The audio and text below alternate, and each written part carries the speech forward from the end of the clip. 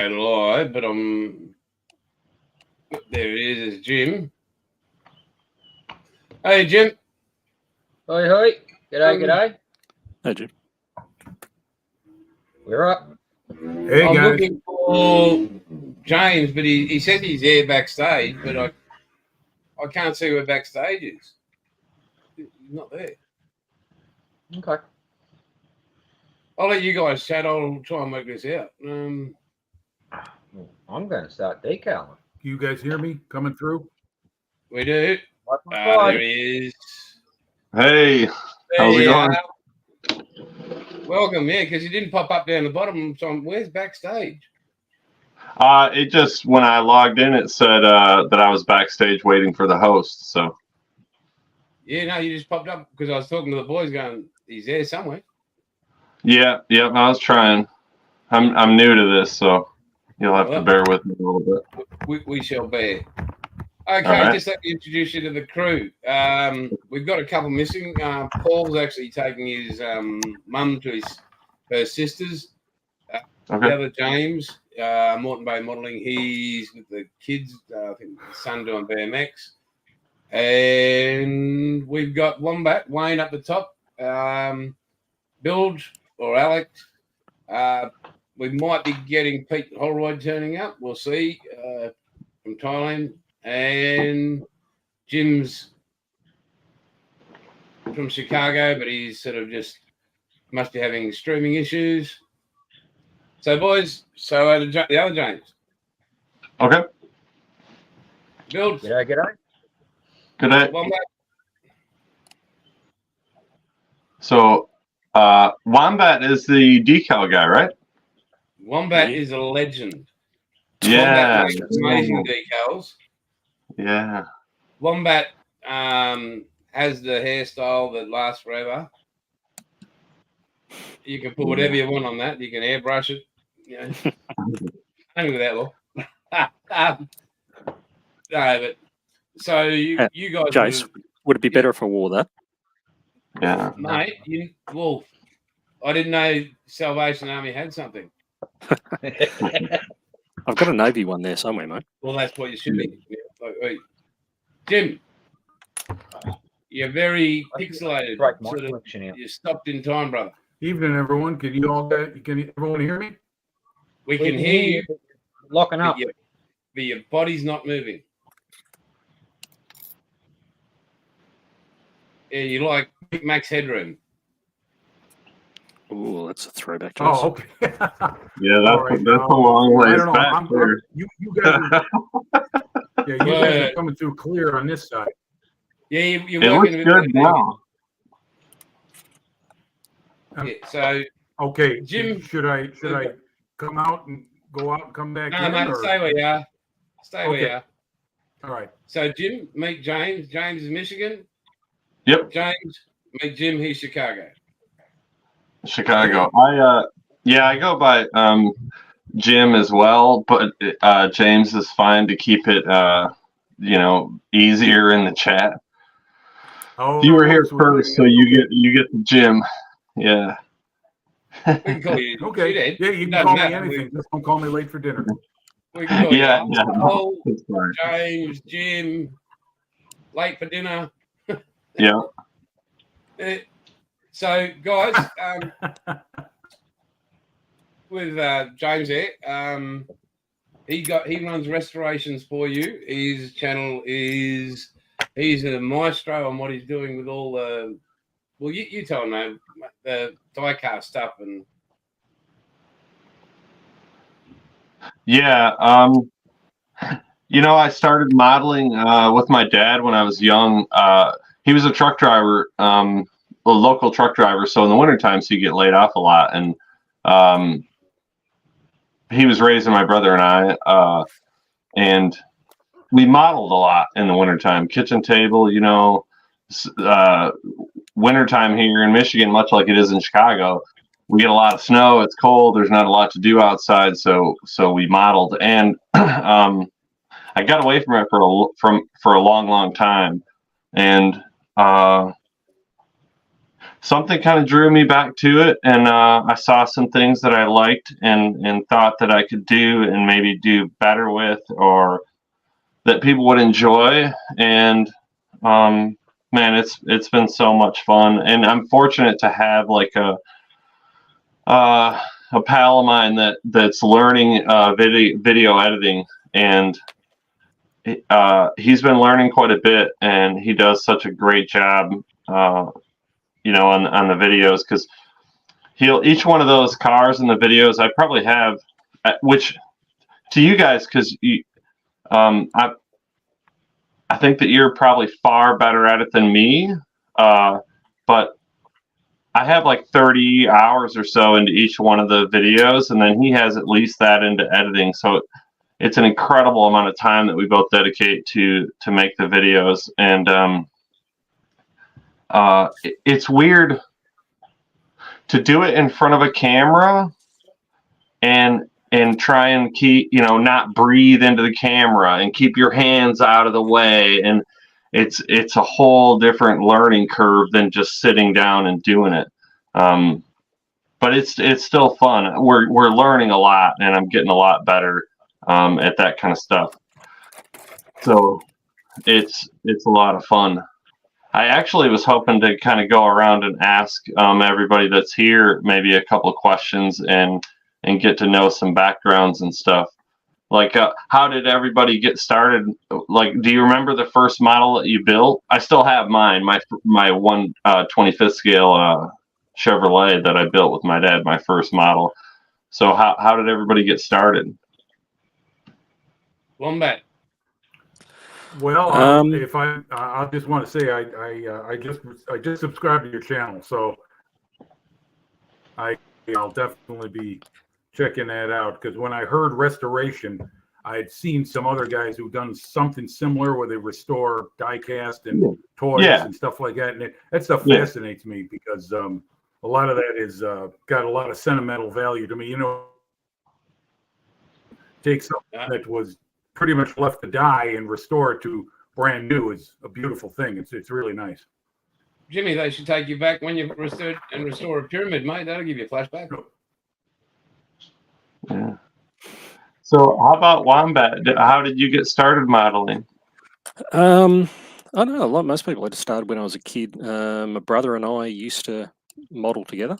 Then he lost interest in it, so I kept going. Typical story. I start off as a kid, then when you get into late high school through uni and stuff like that with work, it all fell away for a while. Right. And it was only really when COVID came back that I sort of got back into it. So, but I've still got stuff sitting on my desk here that I built, 25, 30 years ago, which is on the shelf of doom. It hasn't been finished. Right. And I'm sorry, what's Bilge Rat. Alex. Okay. Yeah, Bilge. Just go Bilge. Bilge, okay. Bilge Rat, like ships, like Navy. Mate, Yeah. Royal Australian Navy. He was what they call a stoker, the people that really don't count. Okay. All right. How did you get started? Never heard, but we always make sure the wheels turn. Yeah. Right. Good. Basically the same story. Young pup. One Christmas, the old man got me it was actually the USS Sullivans. Really? A 1/350 scarf. And it just started back. Usual thing, high school, girls, parties, fun with friends, and then work and all that, and then eventually after getting married and settling down a little bit, it was just like I started scratch building just out of sheer boredom. And then the missus actually went out and brought me a timber Spanish stroller, and I built that, and I haven't stopped since. And that was, 25 years ago. That's awesome. Jason. Yeah. I'm sorry. No, you're right. Go ahead. And you told me a little bit that you got one of the like cellophane kits when you were young. Yeah, so it was a place called Atherton up in far north Queensland, like Far, up near the top. And I was with my dad. We went to a news agency, and so it was just a plastic bag with a Airfix piece of cardboard that kept the kit in, and that was it. There was 4 to choose from. Okay. See, we don't even back in, and Wombat will concur. Back in the day in Australia, like we didn't have the big hobby stores. Like they weren't there. Like Kmart. you, That's something that's changed. So I'm 45, but from being like 7, 8, 9 years old in modeling to now with the internet and the things that are available versus just the hobby store or a catalog, and the pricing. I remember we couldn't afford an airbrush. My dad painted everything, with a spray can because we could afford cans, and we couldn't afford an airbrush. And when I got back into it and got my first airbrush, because I painted full 1-to-1 scale cars. That was something else my dad did, but to have an airbrush, man, it was so amazing. To all those years later, 35 years later, and finally, have one in my hand or something. It was pretty cool. yeah, well, you do well with it, mate. You're a very talented man. 3 years. Jim, how did you get started? Well, I build plastic models. Had a influence of an older brother. He was he was a gearhead from the day he was born. I really think so. He loved cars, and he and a couple other of his friends, they were the masters of the spray can. You were talking about rattle cans. We're talking the early 70s, so like 50 years ago. They were building Revel and Monogram and MPC and Johan and all those hot rod race, quarter mile, NASCAR, Tom Daniel, custom jobs that Monogram used to make, Quicksilver and Beer Wagon and all that stuff. And I started building kits following him. I wasn't very good at cars and trucks, so I moved over to military models at the influence of my best friend. And I bought my first kit. Let's see. I was 12 years old, 11 years old, bought it from the local 5 and dime store as a Monogram Hurricane Mark II, Hawker Hurricane Mark II. Nice.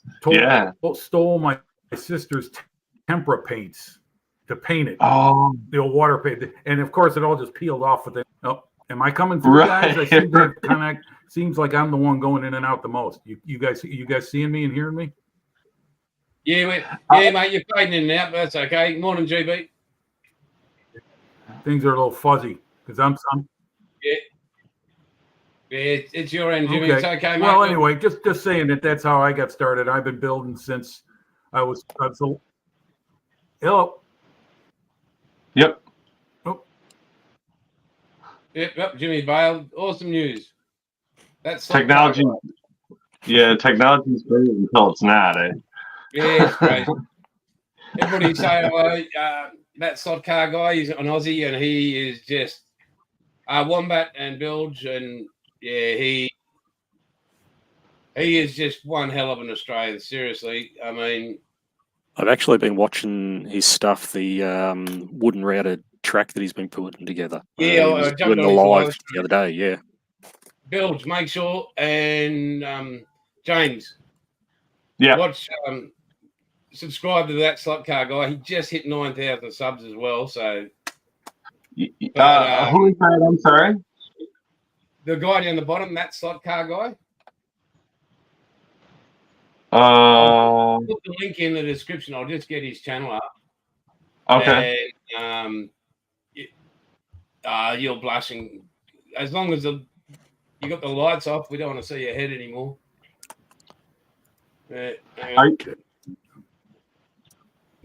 I guess I'm confused. So Okay. are we talking Wombat or Bildrat?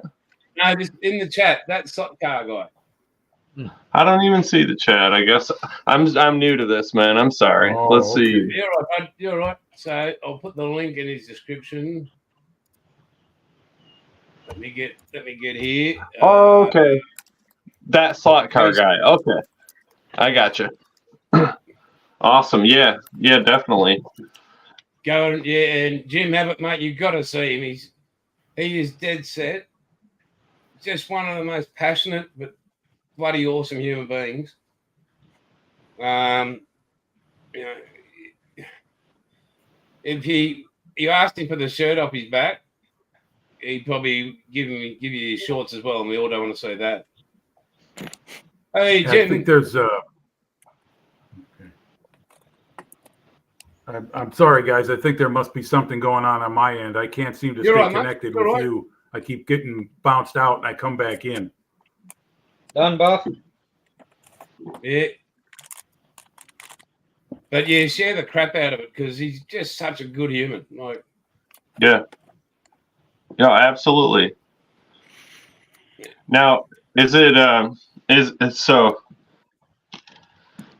If I start disturbing you guys with questions, modeling questions, you can, what do you guys say, bugger?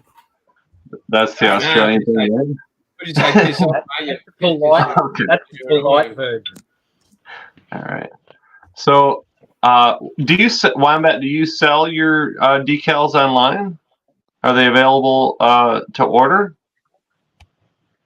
No. He sells his body online. All right. Not anymore. Gave that up. Yeah.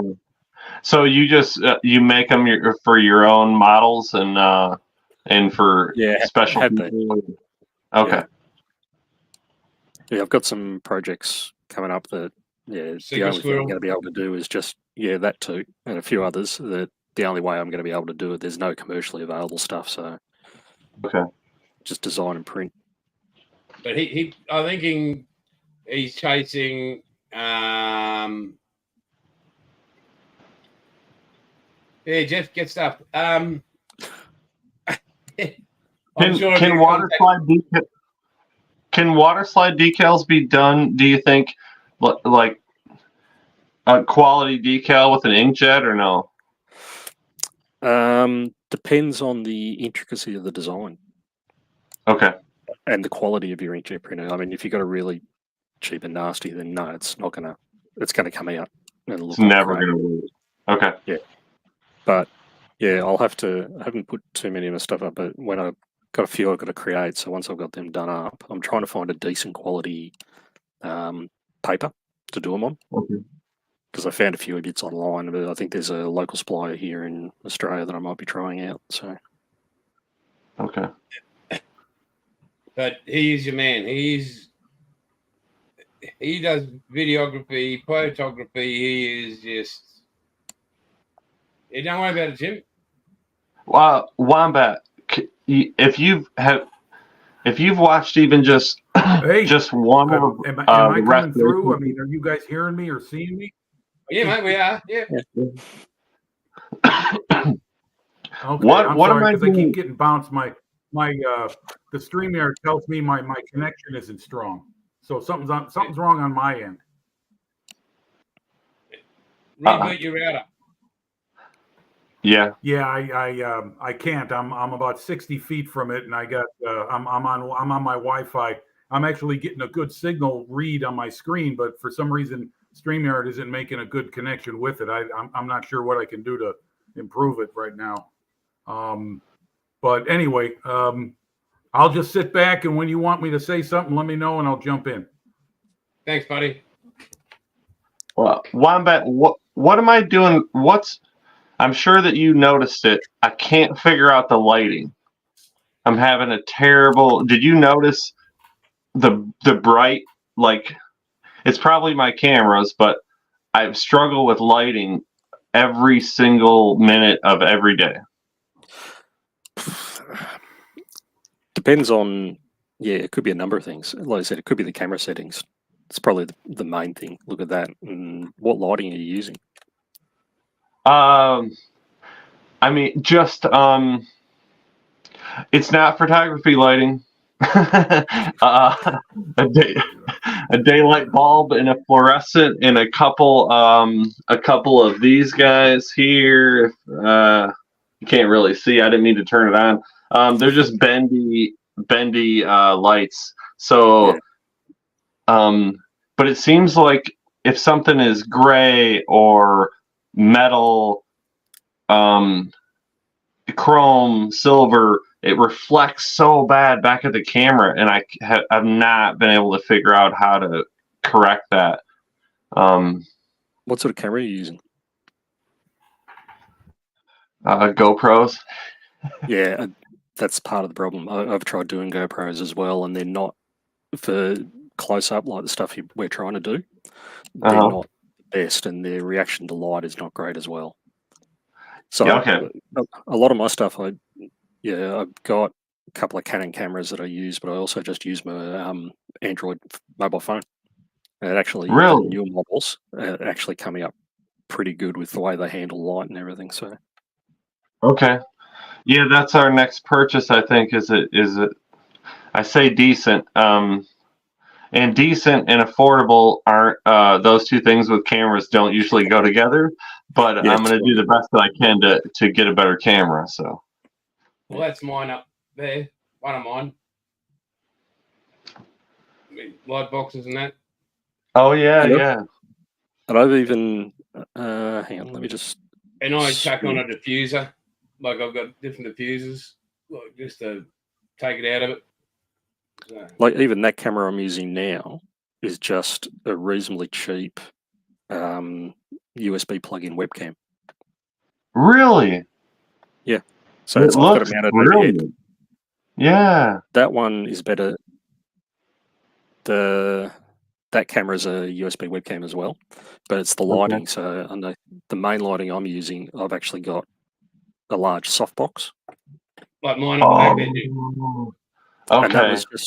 And that wasn't an expensive one. That was just a cheap one. And I think the set got that large overhead softbox and 2 side mount softboxes, smaller ones. I think it was like 150 Aussie dollars. Really? So I use that softbox. It just sits overhead, and I use it when I'm modeling, when I'm filming as well. It just gives really nice, soft, even light. And that's probably one of the main things.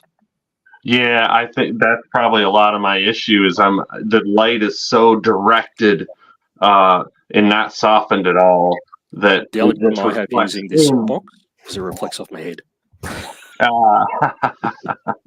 Another one, mate. GB's asking, with your own decals, he just tried to make his own and broke up in water. What is he doing wrong? You've got to use.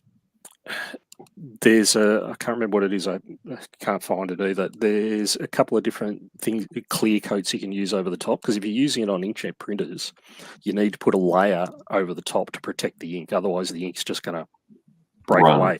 Now, I've seen some people just use straight up clear. So I think like Gunzi Clear, some of those, just a really fine layer over the top. You could probably even do it with the Outlaw paint. So one's Jace, although I haven't tried them, so I don't know how hot they are and how they'll react with the decal. But there are specialist like decal film. It's basically just a clear coat. Put that over the top, and that should protect the ink on the paper so that it doesn't break up quite as easily. But that's one of the problems you have doing your own stuff, particularly inkjet. If you can do laserjet, it's probably a better quality. But it depends on the paper as well. So, Oh, Mad Genius, welcome, buddy. No, we won't put shit on you. By no means, I'm no expert. I'm just learning as I go. So, if anybody else has a better way of doing it, let me know because it's a lot of trial and error. Probably a lot more error than success too. That's so. As we can tell, he's a very keen young man, this James. He's got lots of questions. I like to learn.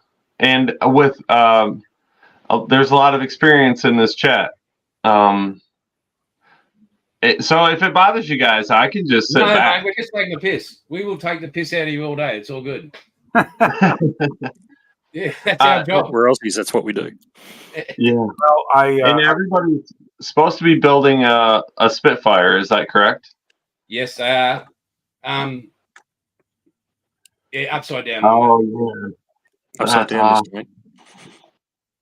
Bilge Rat seems like loving the Spitfires. They're looking good there, Bilge. Yeah, as you can see, my room is 2 o'clock we got up to this, like got this far from all the way downstairs. There's about 3/4 of it downstairs. There's a Spitfire. The Spitfire's either downstairs or upstairs. I don't know where it is. We're just up and down 2 flights of stairs all night.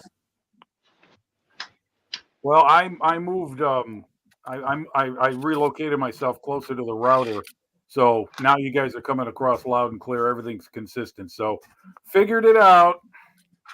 Yeah, you still haven't got any hair, so that hasn't helped you. Hey, ladies love the bald look. I'm telling you, my sex life improved big time. At least you know that's wrong. Yeah. That's too many U-turns, mate. Under the sheets. No, you know what happened, Jason? You guys familiar with the series Breaking Bad?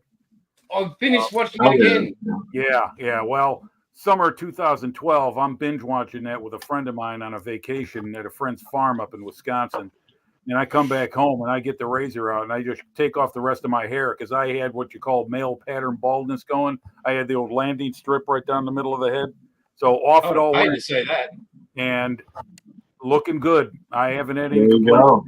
mate. I think for next week you should get the Heisenberg hat. Yeah. I've got it. Hey, I've got it. Hold on a second. I'll just give me a moment. I'll get it for you right Hang on. now. And we now have Ed has decided to turn up from Bob's Hobby Shop in RC. hey. Hey, G'day. Yep. What up, guys? Yeah, I So- was having a problem with my laptop. It kind of decided to reset itself when I tried getting on. Yeah, gotta There's love it. nothing wrong with your camera, mate.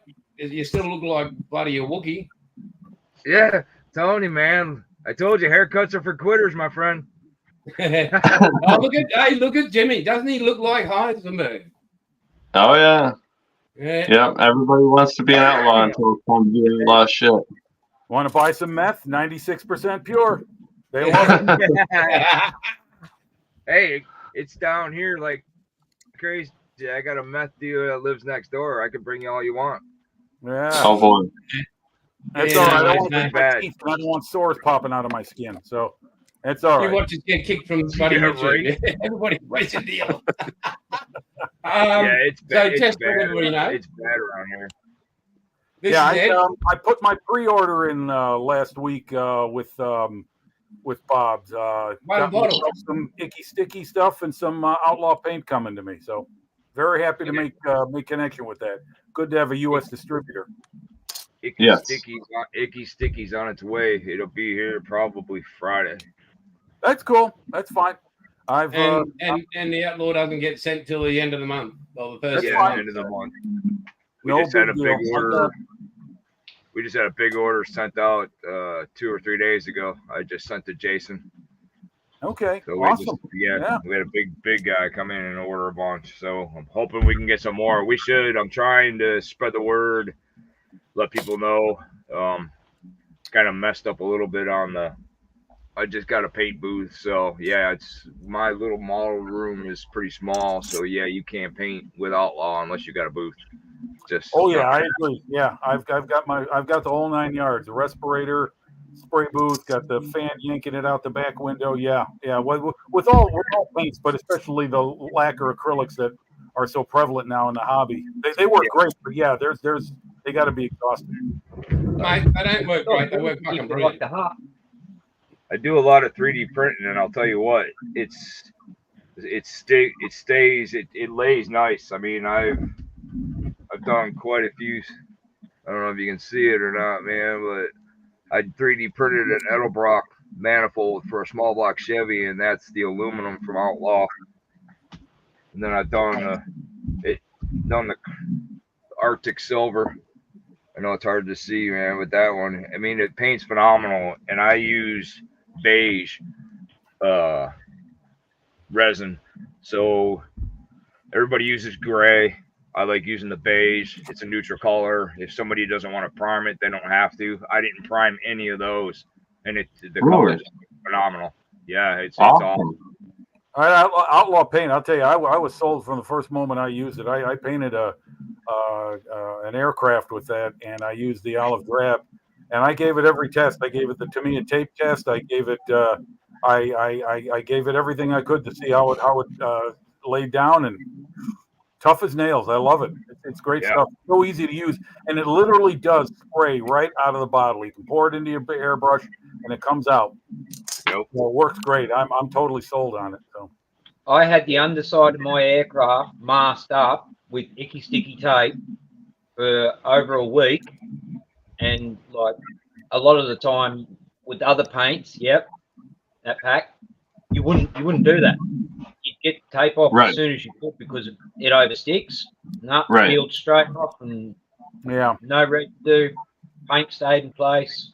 I mean, hell, phenomenal. Smick. Yeah, that is looking better every time I see it. I love it. That is an awesome Spitfire. So yeah, that's the Outlaw. And I obviously, taped, and it laid down so nice, so flat that I was really impressed. I cleared it. I did clear over it, but the icky sticky tape. It looks really similar to some tape from the hobby shop locally that I've used, and when I use the local stuff, the paint, the two-tone, the second coat of paint got right under the tape, and left a bunch of like feathery edges and stuff. And I was a little bit concerned about the icky sticky, so I tried it out, and something's different about it. I don't know for sure what it is or where it comes from, but it's not the same stuff hanging on the wall at the hobby shop, because I used it on this whole, everywhere I taped off on this thing, and even the seats and stuff, and it did a wonderful job, man. Once I got my icky sticky tape, my Tamiya tape went straight out the bloody window. Yeah. There's one thing I'll say, and like Ed knows me, Wombat knows me, Wombat, Paul's in the chat, and a few other people. If I recommend a company, and Manique from Icky Sticky, I've used it and I've put it on in critical situations where it had to be properly tested, not anybody can lay down tape this way. I won't tell anybody it's good. It's not good. What's the use of bullshitting? Yes, sir. What do you got? What are you doing? No, I'm adjusting my light. It's shining. Trying to turn MGG, the light off. Mate, you can turn it off if you like your face better. Yeah, right. When I first met Jason, he told me about Monique and Icky Sticky, and as soon as I got off with Jason, I got a hold of her, and she sent me a big care package, and I told her I wanted to start carrying it over here so people could see, and everything I've gotten, the glue, the tape, everything I've used so far is phenomenal. Her pippets, her brushes, her wax pen. I love it. I'm hooked. I'm beyond hooked on her. And I agree. I got my brother. He's not really, he has say in the business. I started this business when I lost my dad, and our logo is the car that me and my dad built. It's a 38 Ford Standard Humpback, and then the Bob's is my dad's actual signature. So I've been building models since I was like 6 years old. And then when I found my brother is the same, and he's a big model builder, and he used Gorilla Glue. I still have it. We were using this. Yeah. And I told him about Icky Sticky, and I sent him some, and his Gorilla Glue went in the garbage. He won't use anything else. He's beyond stuck now. He's the sanding pads, the glue. I've sent him quite a bit. Her debonder, everything, and he's beyond hooked now. So I just had to place some order for him too. It's kind of nice being his brother. He gets perks on stuff too, but at least he gets to try it. He lives up in Illinois, so he's spreading the word about Outlaw from what I've told him, and about Icky Sticky, and he's actually got product to show from Icky Sticky to these people in the model shows that he goes to. Yeah, there's no doubt. We need access in the States to Outlaw for sure. No. Yeah. And it sounds like that's coming through Bob's RC out of Arizona, right? No, Arkansas. Arkansas. Yeah, Okay. Bob's Hobby Shop on RC. Yeah, I will have. I mean, I want to make it to where everybody here knows. I'm going to try to start doing some videos to show people on our page and on our YouTube channels so they can see here in the United States. And I've been telling a lot of people, I just picked up a local guy and I showed him here. He came over and I showed him what it did, and he placed an order too. So, I mean, he's spreading the word, and we don't have anything around here. I'm the only hobby shop in this area besides Hobby Lobby. And Hobby Lobby is, I mean, they don't even have anything compared to what I carry. I mean, I've got no, Hobby Lobby is your big box version of a hobby shop. Same here in Chicago on the northwest side where I grew up.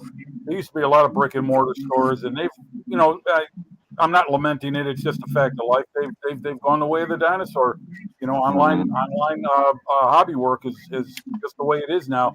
There's a couple left, and actually where I live, there's one about 12 miles away in a little town called Crest Hill, and that's a traditional hobby shop. They stock a lot of good stuff, but for like real fine tools and paints and extra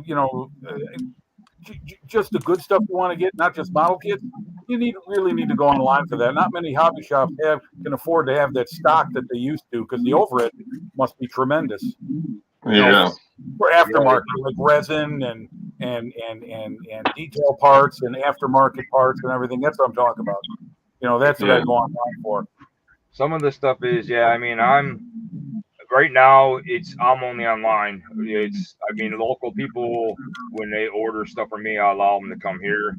But see, I do a lot of 3D printing aftermarket stuff. I design my own stuff. I'm printing 2 of my Harley motors for a customer that I just did, and everything that I have, nobody else prints, and it's all licensed under Bob's Hobby Shop and RC. And I try to offer stuff, like I just did I don't know if you can, it's hard to see, but it's a Holley Dominator XP carburetor I just did for that manifold. And then my Harley motor. See if I can get it. It's a Harley Evo V Twin that I just designed and did these. So I'm printing 2 of them for them now. I just did a panhead I designed too, and I'm actually getting ready to do a complete kit on it. I've got the frame, I've got the engine done, I've got the forks, I got a Springer front end for it, and then I got the gas tank designed already. So I'm working on a complete kit for that. So I mean, it takes a lot with the resin. People don't understand how much it does. I've got 4 programs I have to do to design this resin. It does, or to do all these parts that I do. It's not just boo bam and it's done. It takes quite a while. You have to rinse it. You have to cure it and rinse it as well, right? Yeah, you go through. I do 2 washes.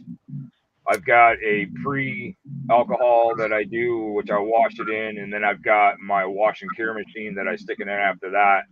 And then once it goes through the alcohol and completely washes on that one, then I cure it. So it takes roughly, me, when I do a set of parts that I design, it takes a complete hour to just wash and cure it. To design it, like my Harley motors, this little motor takes 2 hours just to print. Right. So it's the technology's become so much compared to what it was before. You'd have to make a mold, like Timmy Flintstone, all his stuff he does, and he's still around, but now you can actually sit down on your computer and design it with all the programs and then run it through your slicer and then stick it into your printer.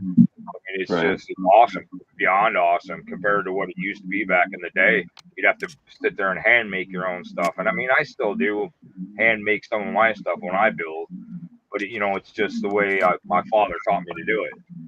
But I love being able to print and design stuff now. So I offer that through the hobby shop too. I don't have all my stuff loaded up on the website yet for my design stuff, but I'm working on it. I work a full-time job now too, which sucks when you own your own business. But same for me, man. Same for me. It's you wouldn't think that, but I don't like talking politics, but thanks, Biden. Yeah. Anyway, ladies and And- gentlemen, I have an empty cup, and that is not a good situation. I'll let you ladies talk between yourselves. Oh my god! Just because I got long hair, you're gonna call me a lady now? Sorry, bitch, please. Am I the bearded lady, man? Hey, you want to see? Here we go. Here we go. Look at this. Who's that? Yeah.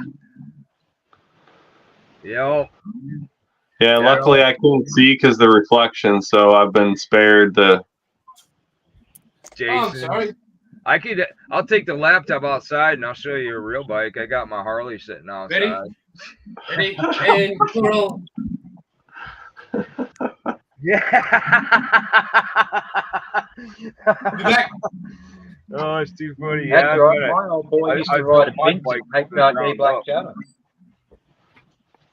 He used to two leave wheels all is the two wheels. It doesn't matter. Whatever you can afford and you can ride, it don't matter. As long as it's two wheels and you're in the wind, I mean, that's all that matters, man. I mean, I've got a $30,000 bike sitting out there that I built from the ground up.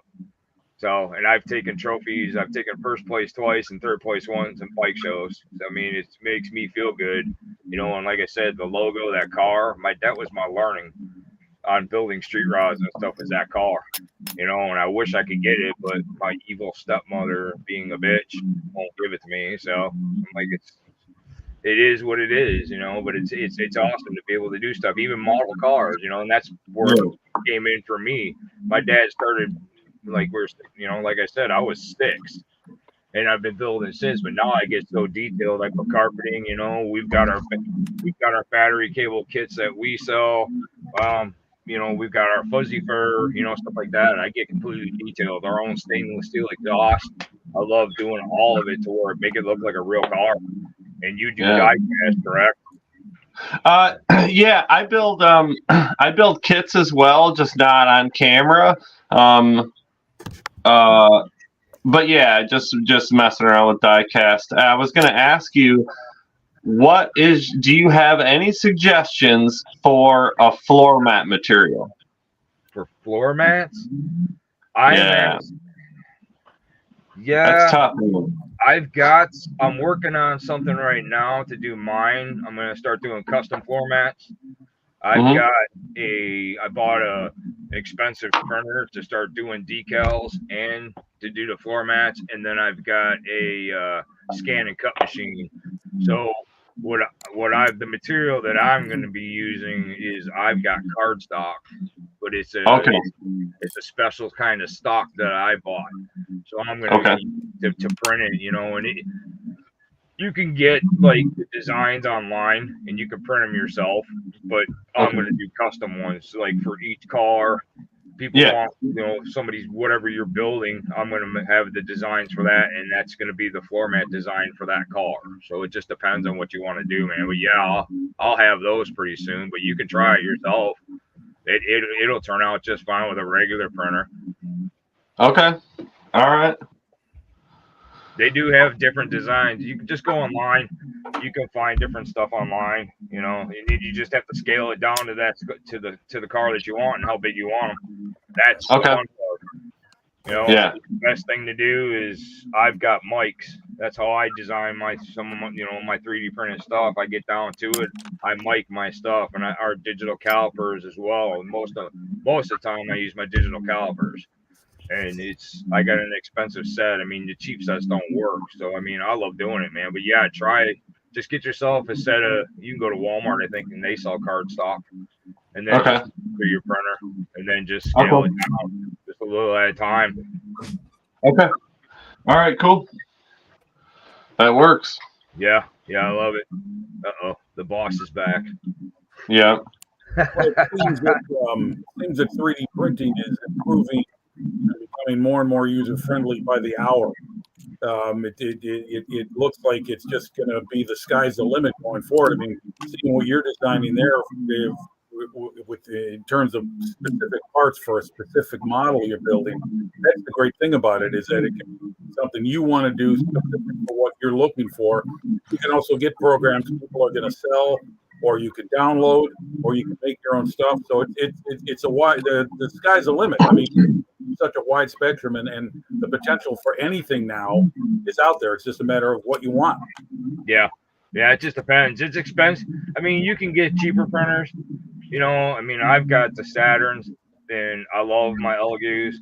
I am not any other fan. I mean, they've got real expensive ones out there, but you can start out with a cheap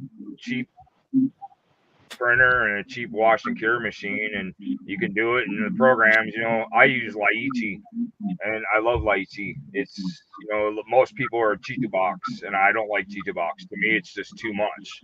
So, and Laichi offers more to me, but you also have to. I use CAD CAM, so if you don't understand anything about CAD CAM designing, it takes a little bit to learn. So Yeah. it takes a bit, you know. And like I said, in your digital calipers and your micrometers and stuff like that, it does help out a lot. But yeah, you can design whatever you want. I mean, I do wheels and tires too. I've got these are off-road tires that I do. I'm getting ready to do wheels for these, but they're mud tires. That looks And good. then I've got the glad hands for the semis for the airlines. I do those too. I've got our own Excel distributor kit that I sell. It's got the coils, it's got the pre-drilled distributor, it has the spark plug wire boots and the wire looms for it. So we sell those online, and I sell it in every single color. And our wires are the best that's out there, and I'll guarantee them. If you use our plug wires or any of our kits that have our wires in them, you won't find anything better. I've done my research. I try to offer the best of everything that I can, because I know anybody out there, you know, there's so many people that offer so much stuff, but ours are true to scale size, and they form nice, and they stay formed. And like I said, resin, it's the wire looms. I mean, here, I don't even know if you'd be able to see the wire looms, but they're so small. But I designed those for our wire kits. They'll only fit our wires because ours are true to size. There you go. Jason, what you got there? Is that an RC? That's the Outlaw RC. That's all Outlaw. Wow. You know, that was when I was a kid. I was telling you earlier, my resume as far as my modeling career. When I was a kid, you know, my older brother was a spray can king. You know, and then I got an airbrush and I tried painting cars with that. And one reason I gave up cars, moved to military, is because I could not, and I still can't seem to get that glass-like finish. Always comes out of sand it, try it, prep it. So I went to military because you can make it as rough and as ugly as you want. It looks beautiful. Clear coat, man, lay it on as heavy as you can without it running. And like, you know, distance and speed is your friend when it comes to clear coat. Like I learned that painting, you know, full size 1-to-1 cars and motorcycle tins and shit. But yeah, and you can always wet sand it, you know, get some, if you get a run or something, just spray it with some good clean water and some like 3000 grit, because this clear coat's so, you know, so much thinner than like a real car. But you can wet sand some imperfections and start over. Yeah, that's beautiful. What car is that, Bill? 56 or 57? No, right. What's that? Have you used the 2K yet? You've got the 2K build. Back in my other shop, but yes, I do. I'm letting that gas out, and then I'm going to decal, do all the chrome work on it, and then I'm going to slather it, let it go, let it gas out fully, and then buff and polish. You gonna bare metal foil it, or are you gonna brush paint and spray it? I'm going to cheat and go the Molotov pen. Are you? No, I've seen those things. My hand shape way too much for the really fine, icky, sticky brushes. I love the Yeah. bare metal. I've literally got to sit there and brace myself, and I still shake. Yeah. Yeah, same here. I got left You hand. don't know about your sex life. One thing you What's want to that? do too, I've been separated now for 3 years. The hell's that? when you're spraying your clear, I was taught you want to keep it wet. So when you're spraying, you want to make sure it's wet the whole time through. You don't want no dry spots, no nothing. Yep. And then once you keep it like that, see, and I use a single stage. You don't need a double action gun to spray a model kit unless you're going to get into detail, rust, stuff like that. I have a single stage Posh. I have the H style, and that's what I use. Yep, I've had a single action Posh H for, well, the one I have now I've had almost 25 years, and you can run that thing over with a tank and it won't work. And for car painting, you're right. It's cheap auto. Action. You don't need the double action cars. So double action, and yeah, I mean, you can see the work it does. Yeah, double action. I mean, it's I've got two because I do detail work, so I mean I can airbrush. I used to have a fishing reel business, and I used to airbrush fishing reels, and I put designs and stuff like that. I did one for the guy for the University of Missouri. I did a fishing reel for him, and I airbrushed the bear on it, the paw, and then ABC. But you need a double action for that, But for painting a model, I mean, like you said, Jim, this single action. Oh, I mean, I've got some models in my cabinet. I'll have to take some photos and get them out to Jason. But most of the stuff I have, it's all military, but aircraft, it's tanks. 90% of them I painted with my Posh 8. It's only been in the last 2 years or so that I've been buying double action airbrushes. I mean, he's got YouTube going behind him. I haven't. I remember when I first got it. It was like learning to walk all over again. I mean, I had the trigger. I was all over the place. But practice. Comes with it. So I use them now all the time. But the single action is where almost all my work was made from. And I mean, I know a lot of guys too. You think everyone does it all with just double action, but I've talked to a lot of modelers, and they said, yeah, I've done most of my work with single action because for one reason or another. But nonetheless, you're right. You can have your H doing whatever you need that to do, and then you do your fine stuff with double action. So there's a role for each one. Yeah. Hang on. Time out. Who's got YouTube or something going on behind him? Not me, sir. I'm sitting in the dark in my model room with over 300 models sitting behind me. Somebody's got something going on. Yeah. Dart Cave's popped in, hey mate, and you boys need to go and subscribe to him as well. Good human. Dart Cave. Okay. All right. I'll look him up. Yeah, that's not me. I thought it might have been my phone, but I don't think so. Yeah, no. It sounds like a television. Yeah. That's what I was. Yeah, it sounds like someone's got something going on TV in the background or something. Roger. Jason, Sorry, what was it, Chase? You haven't got Pornhub on again, have you? So yeah, someone's got Pornhub going. Definitely not. That's So, something good, mate. So Jason, can I ask, and Bill, Jen, all you guys know each other. How did you guys all get to meet or get to know each other, or how long you been friends? Alex lives about 7.5 hours down the road. Wombat's in another country. But it's just mainly through modelling. That's it. Yeah, it's the way it happens. I mean, it's just like over there, you'll catch somebody online, you'll see somebody, and that's just how it is. I mean, Bilge and I are ex-Navy, Royal Australian Navy, so. Seaman. Okay. No. Sailors. No. She splatters on the screen. I'm signing out, man. That was a good attempt at humour, but you failed. I'm sorry. Well, there's Navy in my family, so I understand. Yeah.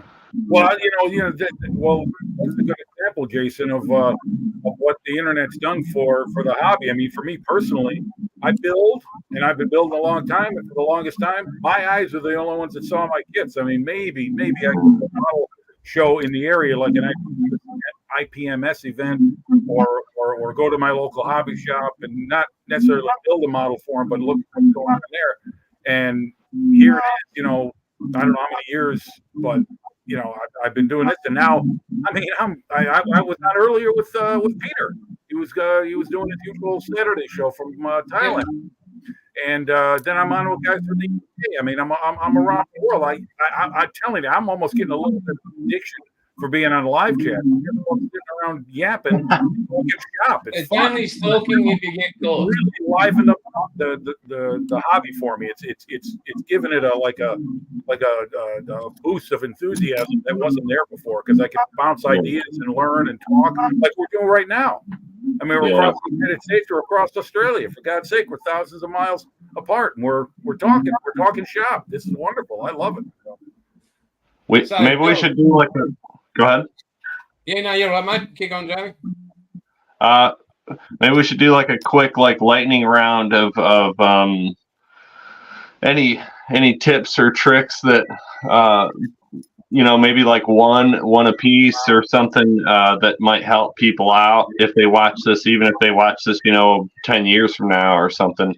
Watch it back and pick up something that maybe they wouldn't have thought of, or something that somebody's learned over the years. Don't do drugs. All right. Well, I'll screw them out of here. I'll see you guys later. No, I'm just kidding. Well, all right. I can say this. I mean, for me personally, I've learned just practice, whatever it is. You know, I did that with my airbrush. Like I was telling you, I was all thumbs when I first got my double action, and with everything I do, I don't necessarily think about how this is going to look in a contest, or I build to compete, or I build to win. I build kind of like how you play a game of golf. It's me against the course. I'm not going up against a modeler, and I just find things that I want to do. Like my figure paint has gotten a hell of a lot better in the last couple of years, because again, bingo, the internet. I mean, I'm hanging on to some guys who figure paint, and I'm following what they do, and I'm trying it out myself. And to practice, I'm developing a skill that for years languished. I mean, I was terrible at painting figures. I tried it and I kept doing it. It wasn't really getting anywhere for me. And now in the last year or so, I can actually see an improvement where I'm starting to feel confident in what I'm doing. So my tip is, whatever it is you're doing, you want to learn it, keep doing it. Keep practice. Whatever it is. The 10,000 hours rule. Mine is, and I live by it, play before you spray. So get a spoon, get an old body. If you're going to be doing that final coat on that car, whatever you're painting, and you want to make sure that your settings are right, like on your airbrush, like all your compressor settings and everything's sprayed out. Just do a little spray out. You don't have to be, you're not painting the Taj Mahal or whatever. Spray before you play. Play before you spray. Because this is the final piece of the puzzle. This is where people are getting to see that finished product, and you get to see all your efforts come to life in one go, especially with vehicles. Now I know why you got so many kids. Play before you spray. That's right. I was going to say, man, that's why you got over the waters. But that's just mine for that. And I live by it because. And I had to learn the hard way, because you think, oh yeah, everything's right, and it's sometimes it's not. So just have a play, boom, you're ready to spray. Yeah. This is one of my play before you sprays right here. This old Corvette diecast has seen more abuse. That was me testing out the Icky Sticky tape right there with the red and the gold. But yeah, that's a great tip. Yeah, play before you spray, because keep something around, or a spoon, like you said. That's genius. Spoons are the best, like Jason said. I got a box sitting over there, and if like one of Jason's colors, if I want to see what it looks like before I spray it, I'll spray it on the spoon. And I mean, it takes literally seconds to make sure, like Jason said, you've got all your settings right, everything else. The project that I'm working on, that I revealed, I'm doing a it's a 71 W30 Oldsmobile for a friend of mine. That's his dream car. And when I first got Jason's paints, I didn't have the airbrush booth in here, and I sprayed it, and the dust fell on it, everything else. So I had to strip it all. Right. And the best thing I'm going to tell you that really works, and it's easy for Jason's paints, man, is get the Easy Off, the oven cleaner, the heavy duty yellow lid. It's the best. It strips it right off with a piece of steel wool. You're done. Takes it off. Okay. No problem whatsoever. But yeah, I had to strip it. So when I got the airbrush booth, I can actually do it the way it's supposed to be. But I learned the hard way on that one. Instead of testing it like Jason said on a spoon or something, I'm like, I'm just gonna go for it. Yeah, no. Yeah. And that's the project reveal that I'm doing. I'm trying to show everybody that I'm pretty much your one-stop shop, because I have Icky Sticky, Outlaw, our brand, plus everything else that I carry. That's what's just being built in this car. And I'm going to surprise my buddy with it, because he kept my Harley in his shop for me for a year because I had no place to put it. So it's just to show my appreciation, and it's just to surprise him. So I'm building it into a 72, which there wasn't much difference in a 71 or a 72 except for the trim, and the 72 didn't come with a wing. So when I get done with it, it's going to be the reveal, and it's just basically everything that's from my shop, and that's it, nothing else. That's cool. And it's like with that play before you spray, even to the point that's going to eliminate. You might have tip dry from the previous spray. You might have your brush could be clogged up, and all of a sudden you go like that, and there's just a splatter job all over you. And you just going, how didn't I check that? But you have to be able to play. You're ready to rock and roll. Yeah, it's true.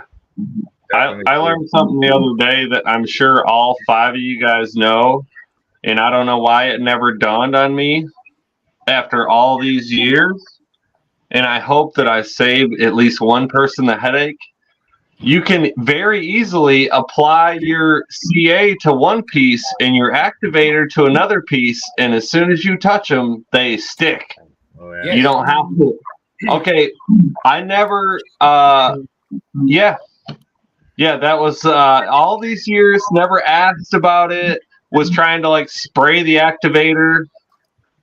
Well, what a dumb idea. And then, to just apply them to 2 separate pieces and touch them together, and it's automatically fused. You don't have to hold it. You're good to go. So that was, and I'm sure everybody in here already knows that, but I nobody showed me that. Like with building RC planes. And I was taught, to apply the glue and then spray the activator on it. Well, that's all right on a balsa wood plane, but it doesn't work good on a little tiny model part. You can't spray the whole thing with activator, Yeah, so. I use tiny old brush. I'm sorry. I use tiny little old brush, not just if I'm doing CA and I want to use activator. Yeah, or you can use your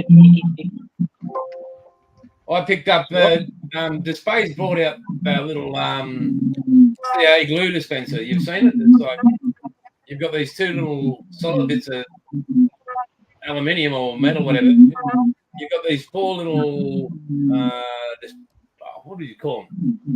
They're metal, but they've got they just pick up microns of the glue, and you just lay them down. You can just go boom. Instead of all your this, that, and everything else, just tap, boom, just gentle. Where'd you find that at, Jason? I went to Dispay on the website. Dispay's website. They've got some great tools. Yeah, Display is incredible. They've got some tools that are worth the money. I know they're expensive, but you get what you pay for. And some of those blocks that I see some guys using that are, they're heavy bases that that a vice is attached to, or a clamp, and you can move it around 360 degrees. That is awesome for just about anything you want to do. And, Hang on. So anyway. Build Rep, you just use an old small tip brush activator, 1 part CA, obviously not the same brush. No, yeah. Right. What the hell just Actually, happened? where is my that there is the tool I use, and it's just an old bloody hobby knife with a little bit of bloody winder wire off an old Okay. bloody out of something electrical, and yeah, I just literally put out a bit of CA into a tea candle cup. Here it is over here, buried in amongst all my shit.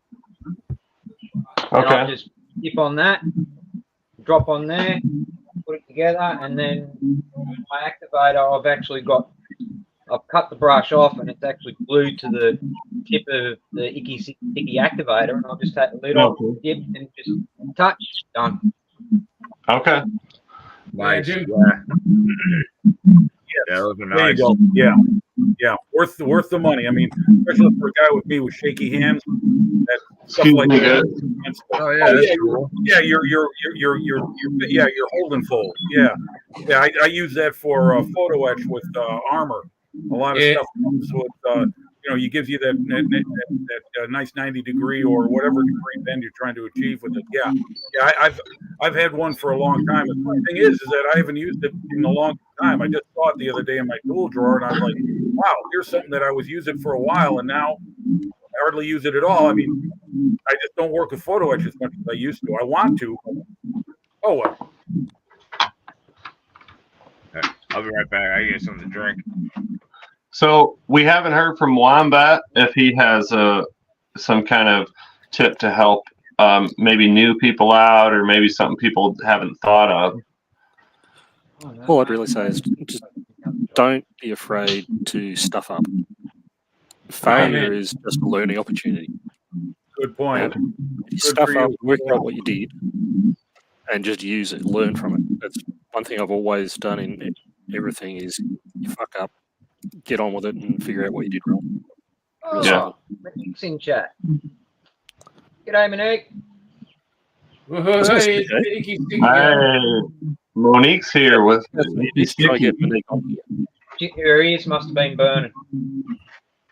So since she's here, I'd like to take just a quick moment and say thanks to her, kind of personally seeing my face now and stuff, for all the stuff that was ordered. And man, everything is so awesome. So thanks, Monique, for all the icky sticky stuff, and it works amazingly. Yeah, same here. And, Did you get lollies with yours, you guys? Did you get lollies in yours? Did you get any lollies? Candy? No. You got ripped off, mate. You got absolutely ripped off, didn't he? Well, the stuff I have was sent by you, Jason, with the that Dragon M3 half track I won in the Australian Models for Heroes auction back last year, 2023. Yeah. When I got the package, you sent me 5 Outlaw paints and a whole bunch of icky sticky stuff, including their stickers, which I got all over the place now. So, thank you very much. Mate. This is that display thing. Hang on. I've just got to find it. This is the one I'm talking about here.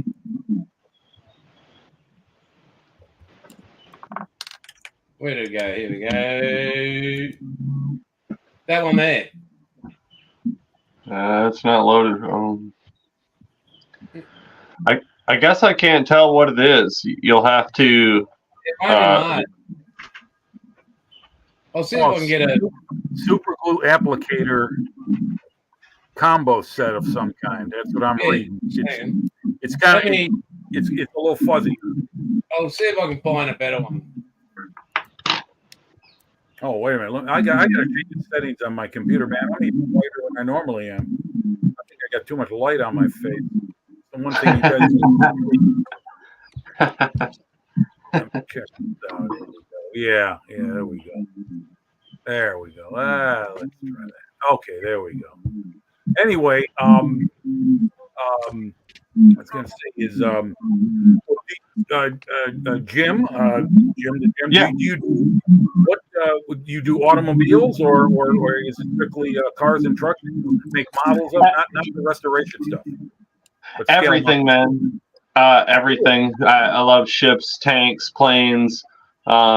Everybody has a soft spot, somewhere for the Spitfire and the P-51 Mustang and the Hawker Hurricane. Like, you can't get enough of those. Obviously, German tanks, ships. I built the Tirpitz when I was young with my dad. Yeah, everything about it. And what's really weird is my day job is I'm a mechanic. So people find it really strange that I go from 10 hours out there and then spend another 4 hours in here doing it on a smaller scale, like you don't get tired of it, but man, I really enjoy it. It's fun and seeing kind of people's reaction too, is kind of neat. And yeah, so everything, I guess. Yeah. Short answer. Okay. And Here we go. This might be working good. what? You got something? There you go. What? Hang on. Uh-oh. Don't accidentally display your history, man. It's No, there you go. Yeah. Oh, okay. Auxiliary applicator. Okay. I'll tell you what, those guys at Display, they don't stop. I don't know if they sleep. Those engineers, I mean, they're always working on something new, and a lot of the stuff has got some great uses. And I got to stop buying models and start buying more modeling tools. I just talked myself out of a big order that I was going to pull the trigger on today. I was this close to hitting send order, and I just said, no, don't do it. I looked at my model stash, and I realized you get those two kits, you're going to love them, and then they're going to go right in the closet until whenever you get around to making them. Right. I'm getting too damn old to start collecting stuff that much. I don't know about you guys, but I've been the last couple of years I've been going to swap meets, model contests, swap meets, and I've been selling stuff because I need to. I realize I'm not going to get around to building a lot of this stuff. And Let's not bring selling stuff up. You don't sell. You do not get rid of your staff. well, I'll tell you what, I'm putting myself out there for criticism. Then I throw myself on the mercy of the court. But Oh, mate. Well, then you gone. Just do a freaking donut. A storage shed, chock a block. mine are all stacked behind me too. You guys talking Got about hobby time in here. Hey guys, make sure you go and check that channel out. We've got Scale Model Outlaw. Who else? We've had a few in and outs. But again, Monique, we have to literally thank her from the bottom of our hearts. Oh yeah. Yeah. Not because of the products she makes, which are affordable for modelers, not bloody getting a mortgage on their house. No. Yeah. But the quality of the product kicks ass over everything there is. And I can tell you from here in Australia, and Wombat and Bilge will back me up. You order it, it's here. You got a couple of days and it's here. Yeah. And in the States, you sometimes get things overnight. Not here because we have big areas to cover, but her quality of customer service is unbeatable. She got my stuff from Australia to Michigan in about the same amount of time as I would order online in the States. Pretty close. Yeah, it takes about a Got week. something new dropping soon, boys. Yeah. Monique's dropping something new. Her tweezers, man. The tweezers, I didn't know really what to expect because we all have a bunch of different, tweezers and stuff, cheap ones and more expensive ones. But man, her tweezers are a godsend. Like for the price of the tweezers and the quality, like they hold on to stuff. They have one job to hold on, and they do. You guys need these. These are her glass files. These things. Oh yeah, the class files. Yeah, I've been seeing people. With those things. So, Yeah. Well, That's got them. how do you like them? I mean, you do you use them? All the time. Okay. Mine are downstairs or upstairs. I don't know where they are. No. They're the best. They work phenomenal. Like when you cut off the sprue, instead of sitting there with a piece of sandpaper and you don't even know if it's gonna be straight, the files, you take it and write it on the file and it's off. It doesn't take no time whatsoever. They're lightweight and they don't ever go bad. They stay. Okay. They're worth the price. I've been telling, like I said, my brother, he is very stubborn, beyond stubborn. And when I told him about when I got Monique's over here, and I told him that we were gonna start carrying all her stuff, he's like, "Oh, it's probably just like all this other stuff." Well, then I got him all the CAs. I got him a bunch of stuff, and for him to change his mind is very, very hard. And like I said, he's stuck. He's beyond stuck. He sees the quality of it. And Monique was telling me when I started talking with her, she told me she had a guy, I forgot where, that wrote her and said, "Well, your stuff must be shit because it's so cheap and blah blah blah." And she sent him some stuff, and that guy ate his words because it ain't shit. The stuff's quality. And like Jason said, you don't have to take out a loan out on your house to order it or to get anything of hers. And when you do, even like for files, the $18 or something like that over here, what the United States price are, it's worth every penny of it. Every penny of it. Oh yeah. Well, you get what you pay for with tools, and you can't have enough good ones. And the thing is, I know for myself, I've paid the price. I paid the penalty many times. I'm willing to spend $80 on a model, but I'm skimping. I'm counting my penny when it comes to buying a file set or the proper item to help build the model and make it a better finished product. I don't know why. Always blames his tools. Yeah. Like, hang on, don't. Like Monique's just put, I was told the glass files are sexy. I don't know who told you that, but they don't have a sex life. Yeah, I see that. Yeah, glass files are sexy. Well, hey, sexy, whatever. As long as they work, then I'm all for it. What do you got? Yeah. Oh, so that's her tape. And then this is the tape that I bought at the local hobby shop. So they look identical. And this stuff bled really bad underneath. I don't know what the difference is, but man, like I said before, it didn't bleed. I mean, you guys can't really see it, I guess, but it didn't bleed at all. I tested it first, but I mean, I stuck it, I just laid it down. I used the Outlaw paint and peeled the tape, and it was perfect. There wasn't one spot that it bled underneath. And I don't know what the difference is between the two, but hers performed flawlessly. It's her adhesive. I did happen to mention that, didn't I, in our first conversation? You did. When it showed up, I was like, oh, I already got some of that. And then when I used it, I was like, well, no, I don't have any of that. Yeah. And Wombat, what's plans for you this week, mate? I'm back to work this week. I've just had 2 weeks off. Oh, jeez. You okay? Yeah, I knew you'd say that, Alex. But at least it's a short week. We've got Anzac Day on Thursday. So, yeah, What's Anzac? Sorry? Okay, history lesson right now. It's basically the most, you know how you've got your big Memorial Day and all that and Veterans Days over there? Oh, yeah, Anzac Day. Anzac stands for Australian New Zealand Army Corps. Okay. Yeah. Well, Anzac Day is the memorial for all Australian and New Zealand servicemen, wherever you are in the world, and it's a day of remembrance, and it's a day to thank those who served and those who currently serve. And it's been a national holiday or public holiday for how long now? When was the first Anzac Day? 18, wasn't it? Yeah. 1918. I think the first Anzac Day was. I can't be quoting on that.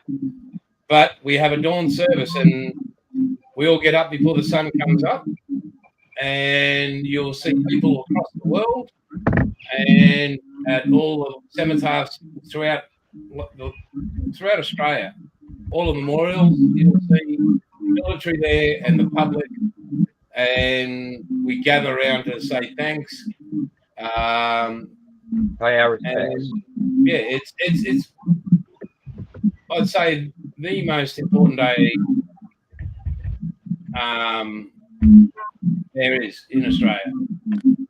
Okay. So, just on that, Jace, the first Anzac Day commemorations were held in 1916, 16. and it became really popular during the 20s. Was this, And the first public holiday was in 27. was question here? Was this started in? Does the date have anything to do with Gallipoli? The time of the year, April. I mean, Gallipoli was participation for Anzac Fourth. So I'm just curious to know. So I couldn't give you that on the top, but I mean, I can tell you, my great grandfathers were in the first boats that landed on the shores of Gallipoli.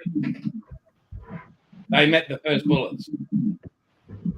Which were, and there were a lot of those. Yeah. Yes.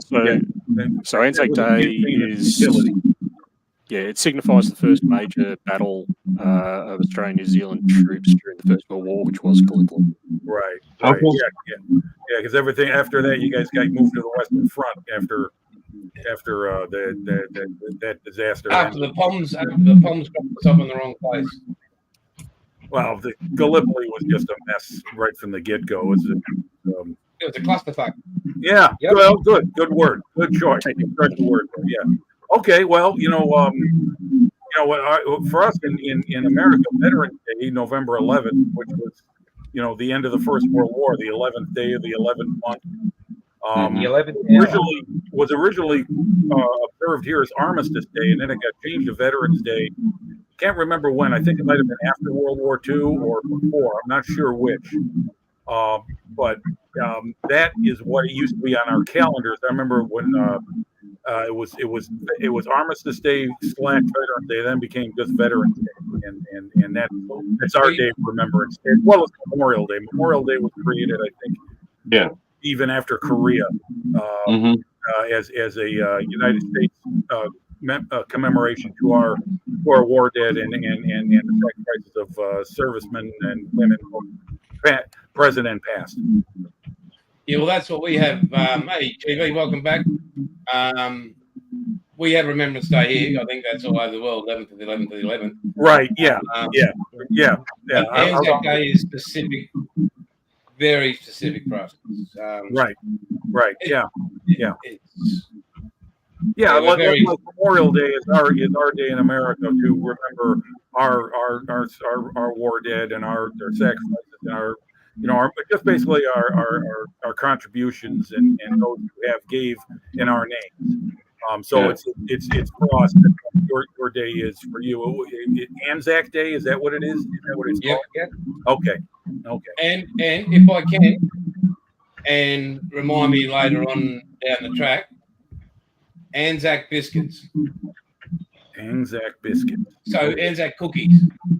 We call them biscuits, but Anzac biscuits. You got good teeth? I guess so. I don't know. You're gonna fucking need them. Yeah, I guess it all depends on who you talk to, I suppose. You asked that question about me, but what was Bill trying to say in there? They were the only bits that the Australians could send to the troops in Gallipoli that would actually make the trip and still be edible. That's how come They're part of the history. Okay. But they taste bloody brilliant. I can't eat them anymore with no teeth in my head. But anyway, they are. I'll send you boys some Anzac biscuits. Okay. All right. Well, hey, send some Tim Tams too. Hey, mate, you want to keep the friendship? You don't get Tim Tams. Thank you very much. I want to try 'em with some coffee. I want to get a little international flavor here. You know, I mean, I could have my Dunkin' Donuts and my chocolate chip cookies or whatever. But you know, I want to try something different with my coffee. You haven't tried a Tim Tam ever? No, I didn't know they existed until the Model for Heroes weekend. One of the Aussies on there introduced them to me. So That's a life changer, mate. That will literally change your life. I mean, but we don't want to be responsible for a new addiction, you know, Right. well, it'd be kind of hard to get them for them over here, I guess. I don't know. I mean, maybe they are available in the States somewhere. I kind of doubt it, but I don't know. Maybe they are. Jimmy James, and I'll get 3 packets of Tim Tam. Oh man. Okay, thank you. You get 1 each, and yeah, I want to see you do a video on your Tim Tam. Yeah. Oh, you mean All right. you mean having them like opening them up and enjoying them? Sure. Yeah, mate. Yeah. Hey, this isn't some kind of sardine or some shit like that, is it? Hey, No, Tim Tam, it's mate. like a cookie. It's like a biscuit. It's like Okay. All right. what were you guys? It started to sound like this was going to be some sort of experiment with like some sort of bitch or something. Okay, Who's so, sending these to us? You are, Jason? yeah, I'm sending them to you. Okay. James, a Tim Yeah. Tam. If your wife walks into the room naked right now and you've got a Tim Tam, you say, Hey, listen, that's a hard sell. That's a man. hard sell. and That's don't one. let her get hold of it That's because one she time won't. with biscuit. You're going to turn that down. Yeah, you're a hell of a salesman, but I don't know about that one. Mate, You when you keep try trying. it, you try a Tim Tam and a coffee, and it's a life-changing experience. Well, Okay. there's nothing wrong with setting the bar high. Yeah. Oh, Yeah. mate. Right. Yeah. I remember that you guys were the Aussies and the Kiwis were going back and forth with the British because the British got the hobnobs. That's what their favorite biscuit snack is. So you got Yeah. hobnobs and Tim Tams. They were having a little fun going back and forth, ribbing each other who's got the better snack. So There's a I'll guy. try some hobnobs too.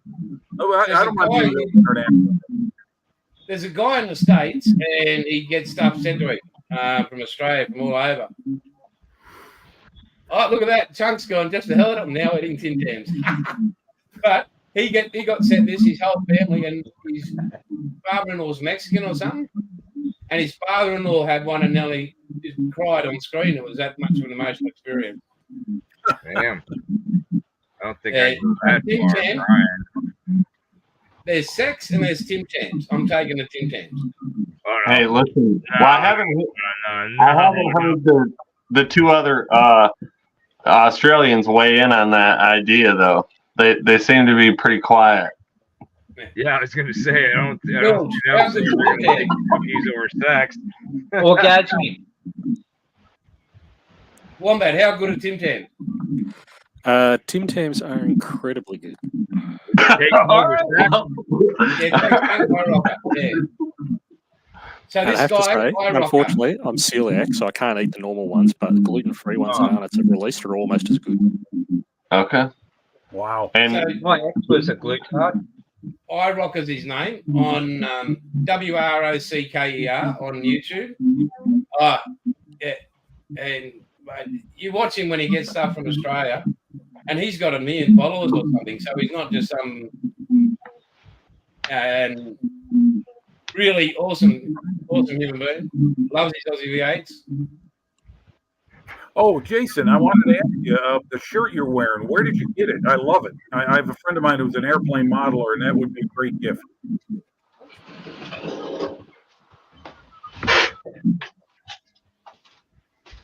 Yeah, that's what I do. Model aircraft and forget things. I will ask my darling wife. And I think they're made in Australia or whatever. But if you want, somehow, we can arrange something and I can get it over there. Yeah, I'd love to. A friend of mine is an airplane modeler it's that's it, and that shirt is perfect. Hell, I wouldn't mind it either because I love what you got on the bottom, and I can't forget what is it? Forget things or forget the rest. I love that. You guys need one Like, of these I got shirts, models man. and then everything else. How about this? Chunk's now on number 4 Tim Tam since we started this, and this guy in the States I was talking about, he's been sent over 500 packets. Oh yeah, of Tim Tam. I see it. I see it in the comments. Yeah, Southwest Modeler. I think he has been sent over 500 packets of Tim Tams. Holy cow! So, sex, Tim Tams. I've got Tim Tams. Well, I'll tell you what. I love trying just about anything with coffee. So Oh, and what you do, there's a different techniques you can use, but you bite the end of it, either end, and you hold it, and you suck your coffee through it. Tim Tam Slam. That's the one, mate. That's the one. Well, I'll tell you what. I'll take them one at a time, dunking them in my coffee. We'll start there, and then I get along long enough. I'll try the Tim Tam Slam. That is James is just going, what the fuck? No, hey man, I'll try it. Like I love food, but Shit in my coffee. And you can't, mate. Don't eat them around your wife because they'll be gone. okay. This is not a sharing situation. Okay. Dang, look at all Bill Drat's paint down there. Yeah, I know. It's Have a look at That's a Wombat. nice collection. Wombat's got a bigger one. What about his paint? Oh yeah. Yeah. Oh yeah. It's starting to look like mine. Yeah, I know. I Yeah. can tell you the two things that modelers got a lot of it. It's tools and it's paint, and I've got the same thing. I got paint all over the place, and it seems like every time there's Ed, Oh. Yeah, man. Yeah, I got Oh, those, nice. man. there you go. That's it. Yep. Those are sitting over there getting ready to get used. Jason, Chunk on number 6, Tim Tam. He smashed on the packet. did I understand you right? There is a brushable version of Outlaw Paint coming? Yes, there is. It's going to That take is- me about 6 months. I've Yeah, well, seen it. That is very There good. is a hack. That is excellent news for a guy like me because I brush paint as almost as much as I airbrush. So. The hard part about it, guys, is this. So you've got your outlaw paint, your normal airbrushable outlaw paint, right? Converting, so you're using the same liquid pigment, not powdered, into a brushable paint is science, but these brushables, you don't get brush strokes. They're level. So you can paint and it just goes flat. It's almost like Model Masters. That's all I used is Model Master brush paint. That's it. When Model Masters was discontinued, I went to every freaking place I could find and bought everything up, man. And there's Model Masters is like that too, but I think yours is going to be way better. Well, for They'll one be thing, coming. Instead of- Outlaw. I'm sorry, Jason. Go ahead. I'm sorry.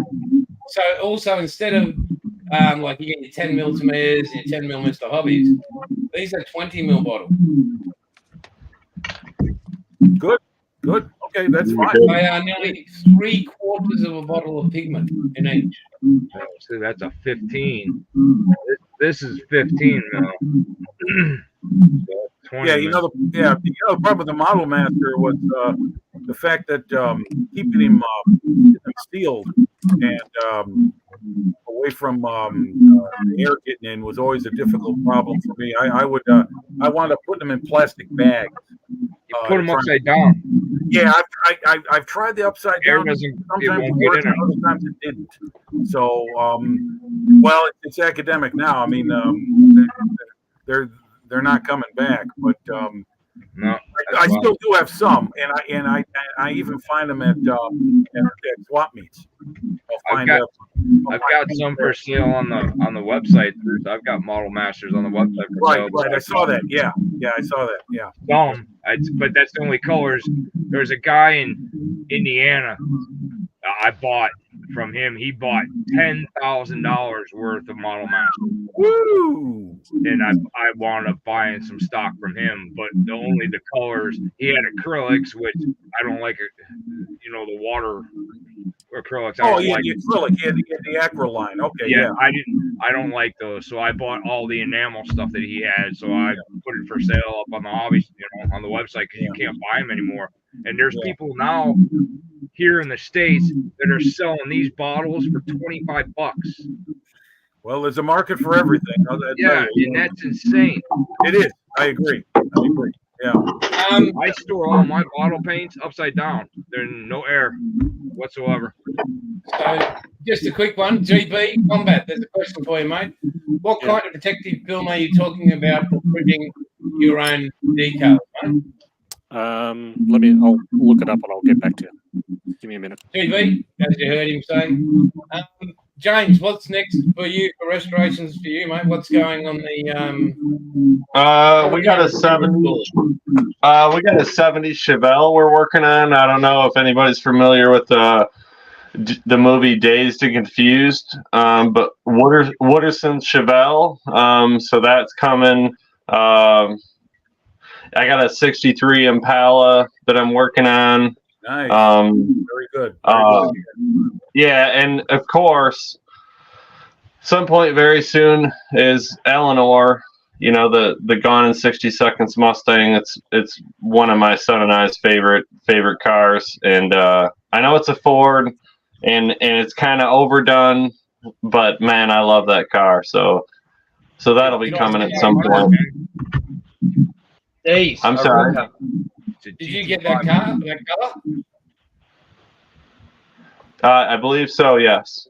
Yeah, But what I don't have an Outlaw is, I don't know how you and I both missed it, was black, just black, because Wooderson's Chevelle in the movie is black with white stripes. So I got to figure out a way to get some Outlaw white and some Outlaw black. Maybe Bob's RC will have it. Yeah, just put in. I've got the pre-order in, so if you get it, it's got to be ordered before the end of the month. Okay. So if you want some, go to my website. I've got everything that Jason has on the website except for the merchandise. And you just scroll. Okay. If you go on to my website, it ain't the simple. Go up to the top. If you're on your computer, you go down, you go up in the corner, punch in the products, and just punch in Outlaw, and it'll show everything that he's got. Okay. I'm gonna go to it right now and get a feel. Yeah, you don't get a feel when you go there. He's not giving you a feel. A cheap feel. That disappointment there. Right. Now we didn't let. I'm sorry, we got off track. We didn't let Wombat answer that question, Jason. Yeah, Yes. I found it. Microscale, who does the solvent set, also do a liquid decal film, same size bottle. So you just get that and you can brush it on. Oh yeah. It can also be used for restoring old decals as well. So if they're all cracked, you can use that too. So same stuff will work. Yeah, that's right. I've got some of that. I don't know if I've ever used it, but I do have it. Yeah, there it is. Yeah. Yeah, and also apparently in the US, I don't know whether you can still get it. Testers also did decal sealant too, and I've also seen some notes about people using Krylon Crystal Clear. Oh, really? Krylon? Okay. Yeah, although I think you have to be careful with the Krylon. So what I was thinking, guys, and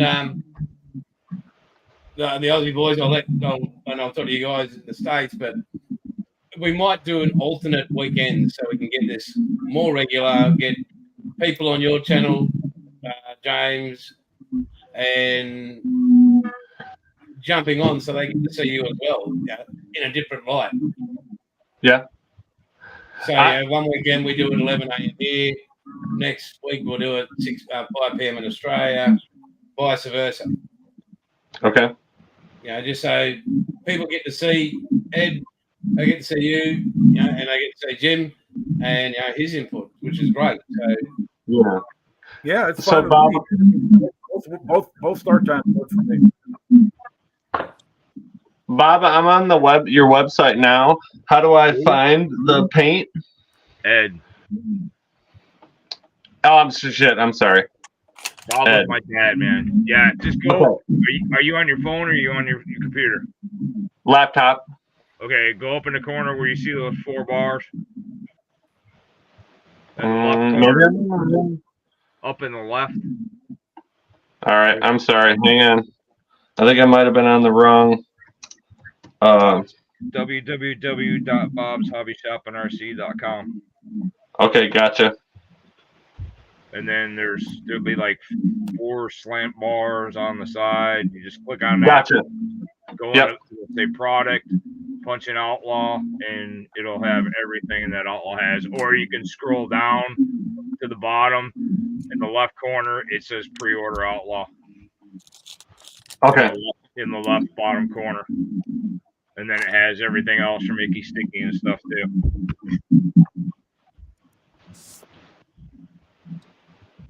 Yep, I see it. Pre-order Outlaw paints. Gotcha. Yep. And then just it's all of them. I couldn't categorize them. I just put every single one that Jason had. So it's all under. The first one is all military. I think that's like 9 pages or 8 pages, and then after that it goes into the solid colors and stuff. So you'll just have to scroll through, man. Or you can just punch in Outlaw Black up in the product thing, and it'll show up. Hey man, that's a good price too. Yeah. I'm not. Yeah, man. I can dig it. I'm trying to get everybody to see what this is, and for what the price is. I mean, even all my Icky Sticky stuff, I don't have it. I'm not trying to rip somebody off. I want it to be just as affordable as Jason, I mean, Jason's prices in Australia are different than ours here. But I mean, that's right. I'm trying to make where people see, I mean, like some of the model kits I have, I've got a lot of collector's ones sitting in there too. I've got kits that you can't even find. That's a little different story. But when it comes to Icky Sticky and then Outlaw, I want to introduce it here so people can see it. And I'm not going to raise my prices once they're here. It's going to stay the same price. That's awesome, man. Yeah, because that's that's a good price. Yeah, that's what I figured. The guy that just ordered, what was it, 3 days ago, Jason? That one guy just turned my order in for him. I think it was like 3 days ago. He said the same thing. Yeah, and he ordered a lot. Hang on, hobby time, mate. I can tell you that Moss 6510 has got www.outlawpaints.uk. It will be going live in, or let me the countdown on the clock.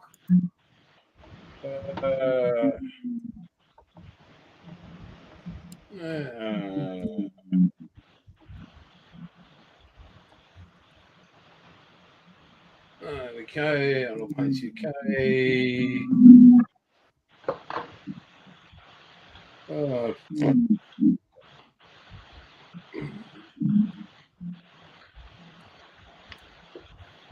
Let me get this up.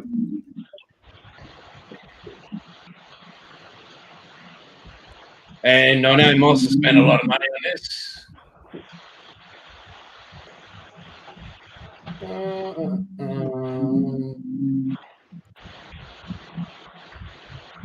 25 days, 20 hours, 15 minutes, and seconds. So, hobby time, that's where you get them, mate. And GB,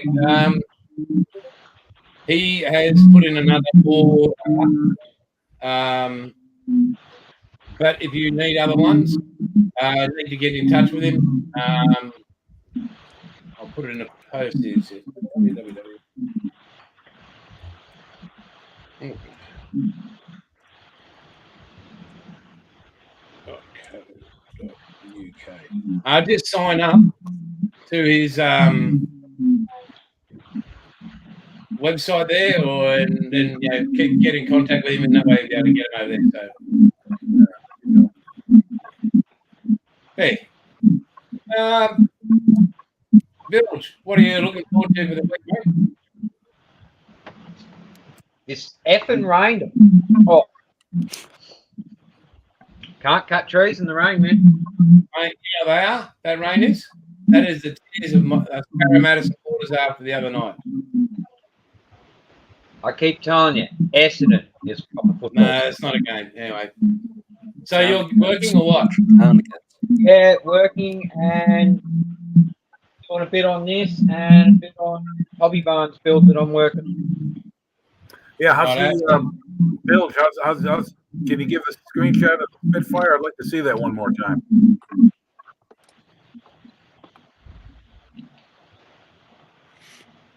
Oh yeah, looking good. Looking very good. Love it. Yeah. Love it. Yeah. Beautiful. That's cool. Very Are nice. you gonna weather it, or are you? Is it gonna be new? Lightly, just ever so lightly. Okay. Wombat, how's yours going? Is it done or where's yours at? I haven't actually done a lot on mine.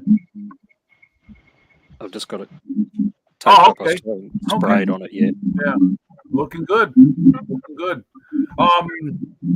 Let me ask, with the Spitfire, is that got the early version of exhaust stacks, the 3-piece exhaust stack for the engine, or multi-port like the Mark 9, Mark 8, and later Marks had? Buff, you're the expert. I don't know what one he's building. Well, if it's a So Mark doing- 5, if it's a Mark Yeah, 5, but what version of the 5? I'm doing the 5C. 5C. Okay. Just curious because I built the Mark 8 Edward kit many years ago, and I'll tell you one thing that was definitely over-engineered was the exhaust. They had, I think they had like 10 pieces for each set of exhaust stacks, and I was wondering if they had overhauled it and simplified it. Well, hang on. So this one's going to have the fishtail 3. Yep.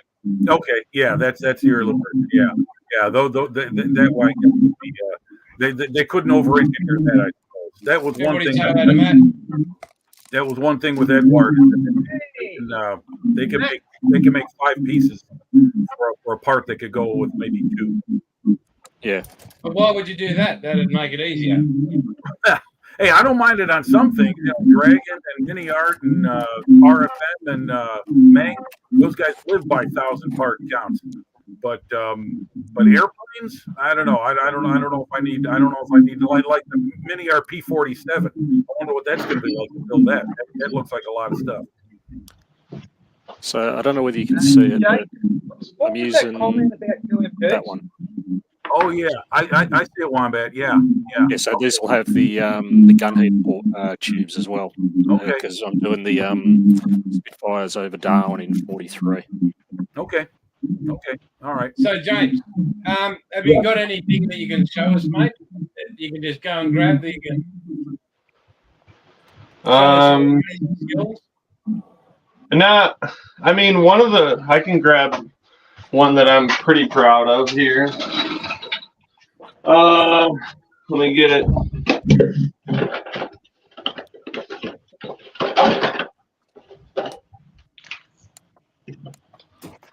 So, this is that GT40, or not a GT40, a GT. This is just a GT, but unfortunately, I didn't do this with Outlaw, but laying the stripe down, and stuff, this was a really fun one that I did. I really like this one. Something about that Golf, the orange and the blue, 2 colors that you think would never work together.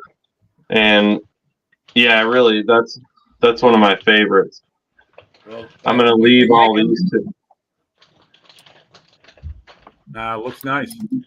Yeah. We do have Gulf Orange and Gulf Blue.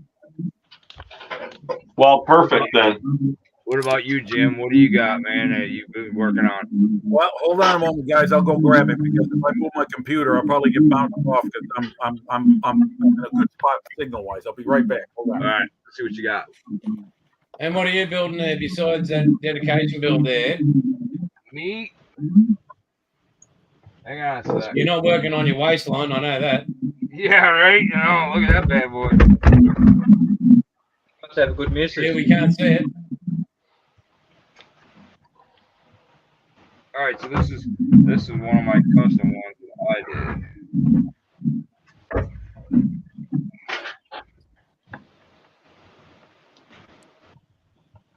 Oh, wow. That's tidy. Birdie. Oh, no. Nice. This is a cross between a 57 Cameo and a 3rd gen Corvette. Nice. The whole interior is all custom. Wow. The carpeting, it's got I made it, painted it, look like real wood. Damn, that is hot, man. That is great. It's got blue dots. Yep. Whole bottom's It custom. doesn't have a Ford badge on it. Woo! Wow. Wow. That is nice. Thanks, man. That is really nice. Yeah, very cool. This is a Yeah. color you need, Jason. This is silver blue metallic Model Masters. And they only used this color GM did on 2 cars in 1963. They did it on the split window Corvette and they did it on the 63 El Camino, and that was it. Ah, And okay. this Well, color is just that is absolutely a unique phenomenal. color. Yeah. Wow. Out of the 450 odd colours I've got, I know. why is it everybody says this is the colour you need? I wish, when I was building this model, I only had 1 can of this silver blue metallic and I ran out and I didn't even have the bed done. So I found a guy on Facebook and he actually had 2 cans and he gave them to me to finish this build. That's cool, man. Yeah. That's very generous. Colors. Very I love this color. Everybody I show this color, they're like, "Oh, what color is that? What color is that?" And I tell them, and they're like, "Oh, where'd you get it?" And I'm like, "It's Automaster. They don't even make it anymore." You think you could Does find anybody know why that was discontinued? Because the testers said that when Rust-Oleum Yeah. said that it wasn't really selling. So Okay. they pulled the line. So I have umpteen million cans of Model Master spray paint, but once they pulled that, and now they're talking about pulling the testers line itself too, and just having Rust-Oleum, and that's it. Wait, you're talking they're gonna pull these? No, the tester spray Oh, okay. cans. They're talking about doing Hey, away with James. the spray cans. Those little bottles, glass bottles of testers, they can actually take down a tree. I'm not saying that. Yeah, when I was a young person, if you fill them with firecracker powder, Oh, okay. take them to a tree on a golf course, it is said that it will cut a tree in half. I heard about it. Oh, James and Ed will relate to this. I was at a swap meet a few months back, and you guys remember Pactra paint? P-A-C-T-R-A, Pactra? That might be before my time. I haven't heard of it. Okay, well, if you ever think about it, Google it, you'll find out what testers wound up buying them up in I believe the 70s. But I found a bottle of this military color in this little plastic jar that they used to sell them out of when I first started building kits. I mean, we're talking like 1995 when I first started making Model 76. I saw this thing. The guy was selling the paint for a dime. He could have it. You could just have the bottle. So I take it home, I mix it up, and it works. It works. It's almost 50 freaking years old, and the freaking paint's still good enough. And I was like, I bought it strictly for sentimental value. I had no idea if it worked. And sure enough, I mean, in fact, one of the kits I'm working on now, I plan on using it just to see how it's going to finish and end up to being used after follow for a long time. But anyway, okay, here's my stuff. I'll try and get it on camera as best I can. Let's see. This is. I wish I had an overhead camera, but That looks cool. Oh, nice. this is a Messerschmitt BF-109 6, and it's an old kit. It's from a Japanese manufacturer called Otaki, and they used to they got a whole line of quarter scale World War II fighters. And I've been buying those up over the years, modeled at swap meets, because people have settled for like $5-6 a kit, and they're really basic. They build up nice, and that's one I'm working on. And here's the other one. I'm almost finished with this. Let's see. Get the camera down here. Yeah, I can already tell I'm gonna like that one. Okay, this is the Tamiya Achilles, the British version of the M10. And I got the kits done pretty much, and I used the rubber band track that came with it, and they work like a dream. These new generation Tamiya kits are holy cow. I mean, I like building all variety of manufacturers, but when I want to take a break and have a kit that I really, really enjoy building, I'll get out a new Tamiya. They are meant to go together. It's meant to have fun with the build. It's not meant to fuck your mind up. Anyway, this in the weathering stage. I'm going to put on some extra gear. I got the figures in the other room, not quite done yet, but I love these things. I love armor. I've been building armor and aircraft for as long as I've been making. So these are the two things I got. I got a shitload of other stuff. I made all these ad hoc benches in my living room so I can bounce from one project to another. And I think it's more of a curse than a blessing, though, because I don't concentrate on one. A friend of mine recently told me, pick a model you're closest to finishing, that until it's done, then go back to what you're working on elsewhere. Because if you spread yourself out, you'll be surprised. You might not get a whole lot done, even though you're busy. So yeah, but that's what I got going on. That's my thing. Looks good, man. Thank you, guys.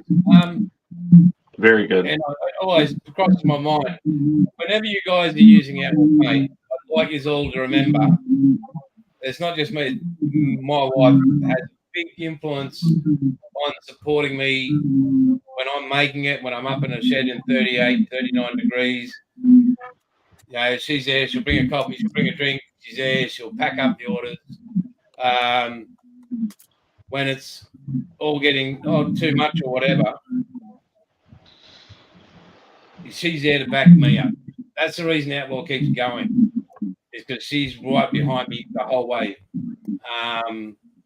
Like, I know we've had offers to have the Outlaw being bought out, right? Enough money to go, yeah, you're right, you're good, don't have to work again.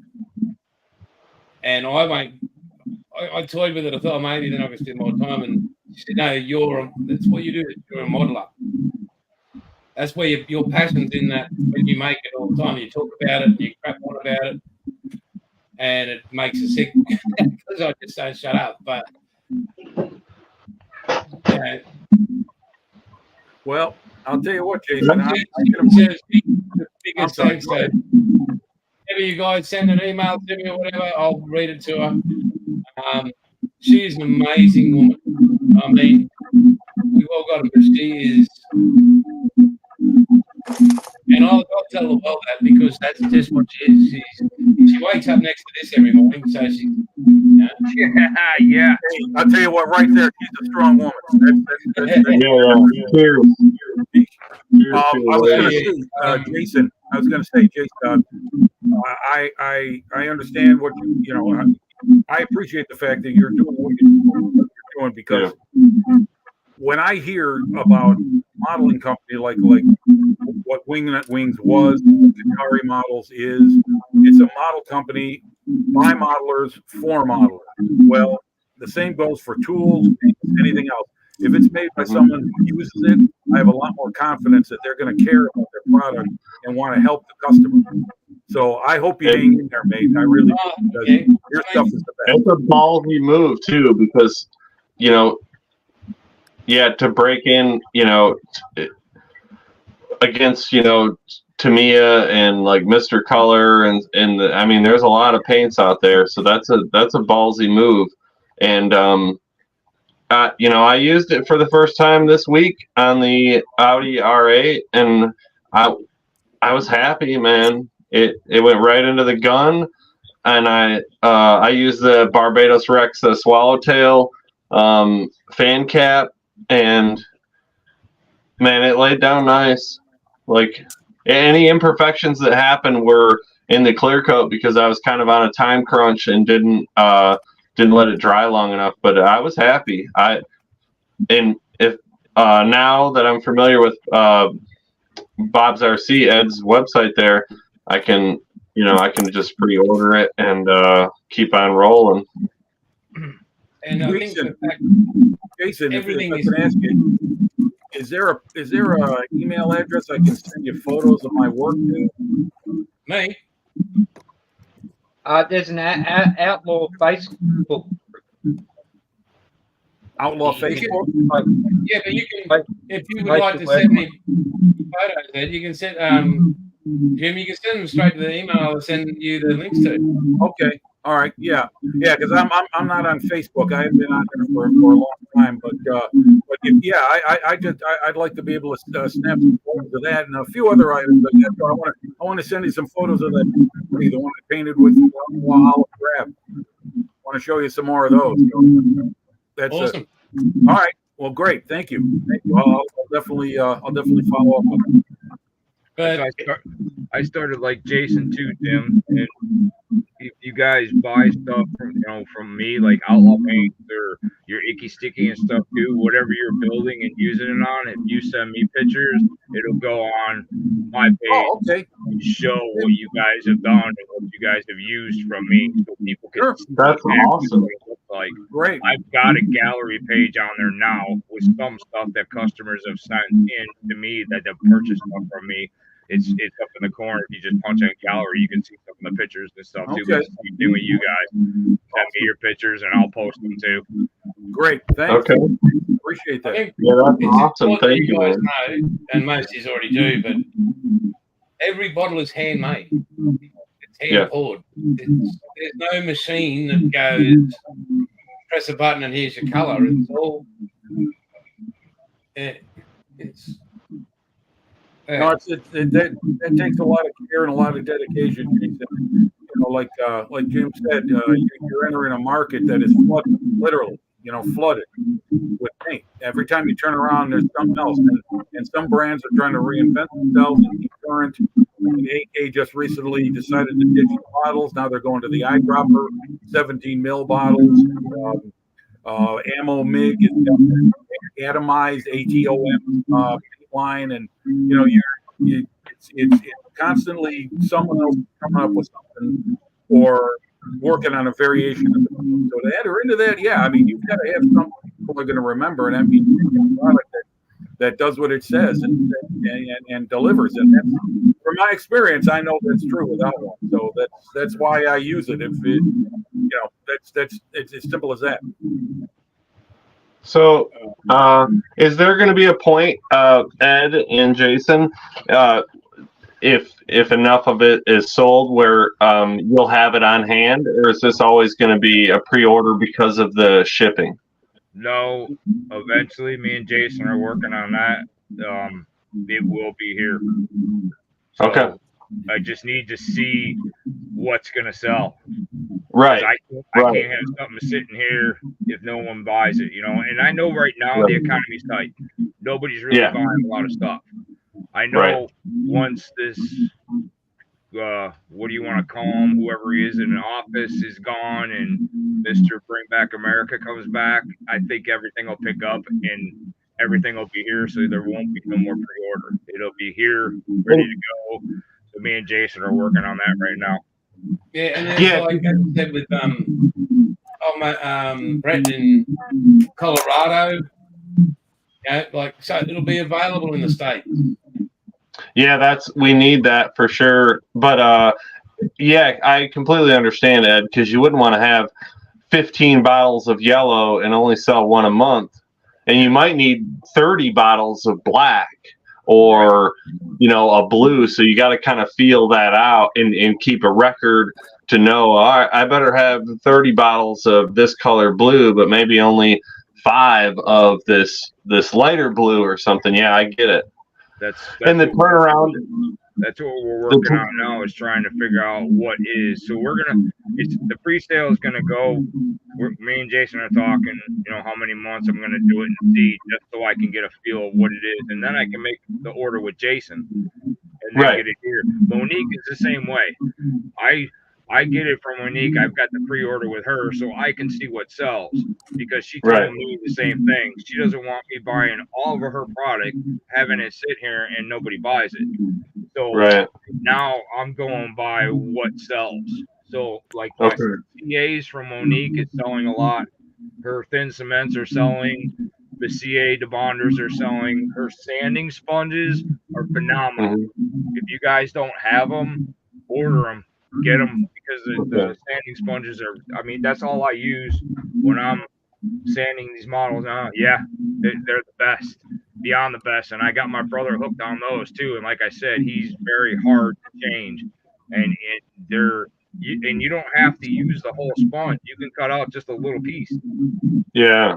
Right. So and it lasts. So like when it's what I do when I'm using her sponges, when I get to the point, if it gets plugged, I take a toothbrush, brush it out, and it's ready to go again. That's a great idea. Yeah. Would you like another tip, gentlemen, that I found? If you're going to do a buff, turn it upside down and use the sponge as well. Yeah. Yeah. Because it's a very fine sponge. Yeah, the backside. Yeah. Yeah. When that piece is done, tip it over. Just give it a buff. These pieces last a long time. I've only cut a couple pieces out of it, and I've still got 1, 2, 3. I've got 6 packs sitting up here of the different grits, and it's going to take me a long time to go through it. So I know that's going to be a good seller too.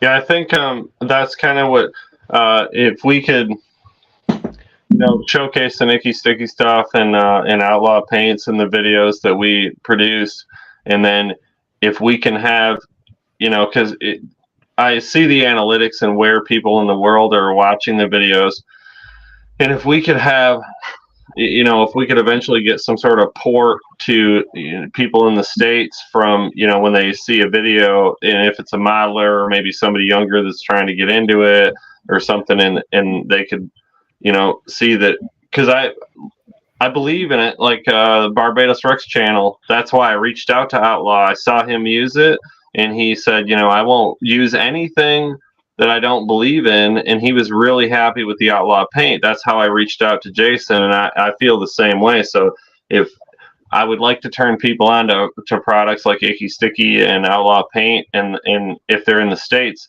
then we can help direct them to Ed at Bob's RC to get those products here in the States. That's what I'm working. That's what I'm working on, like for this project I'm doing.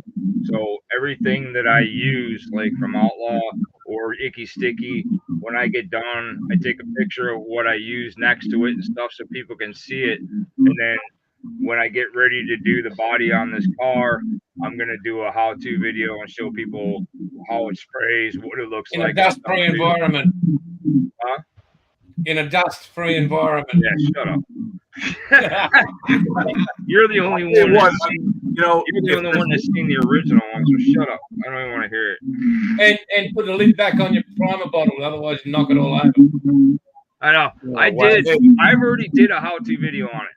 Okay, but I didn't have my airbrush or my booth. So I did the video, and I wound up knocking my primer over and spilt half the bottle. So that was in the video. And then wound up getting the overspray and the dust on it because I didn't have the booth, you know. So it was a trial and error for me to do this. So I sent Jason the video, and Jason wrote back, and he was laughing. And I said, well, you know, it's trial and error. Now I know what to do. So I went out and bought a booth. Now that I've got the booth, I've got it into a bucket. I don't vent mine outside. I actually use the cat litter. I buy the cat litter, big tubs of cat litter, and that's what I use for mine. And I put water on the bottom of it. I've got filters all around it, and it keeps it, and it works. So now that I have this, now I can actually do it. So I'm waiting on the colors because the colors I needed, I spilled. So they're coming here in the pre-order from Jason. Along with all the customer stuff. Yeah. Have you got one of those Skylines handy that you've done? The what?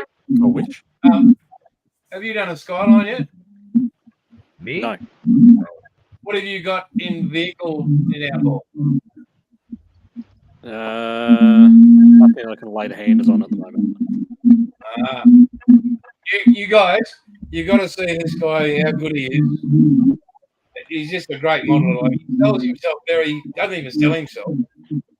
He is an exceptional modeler.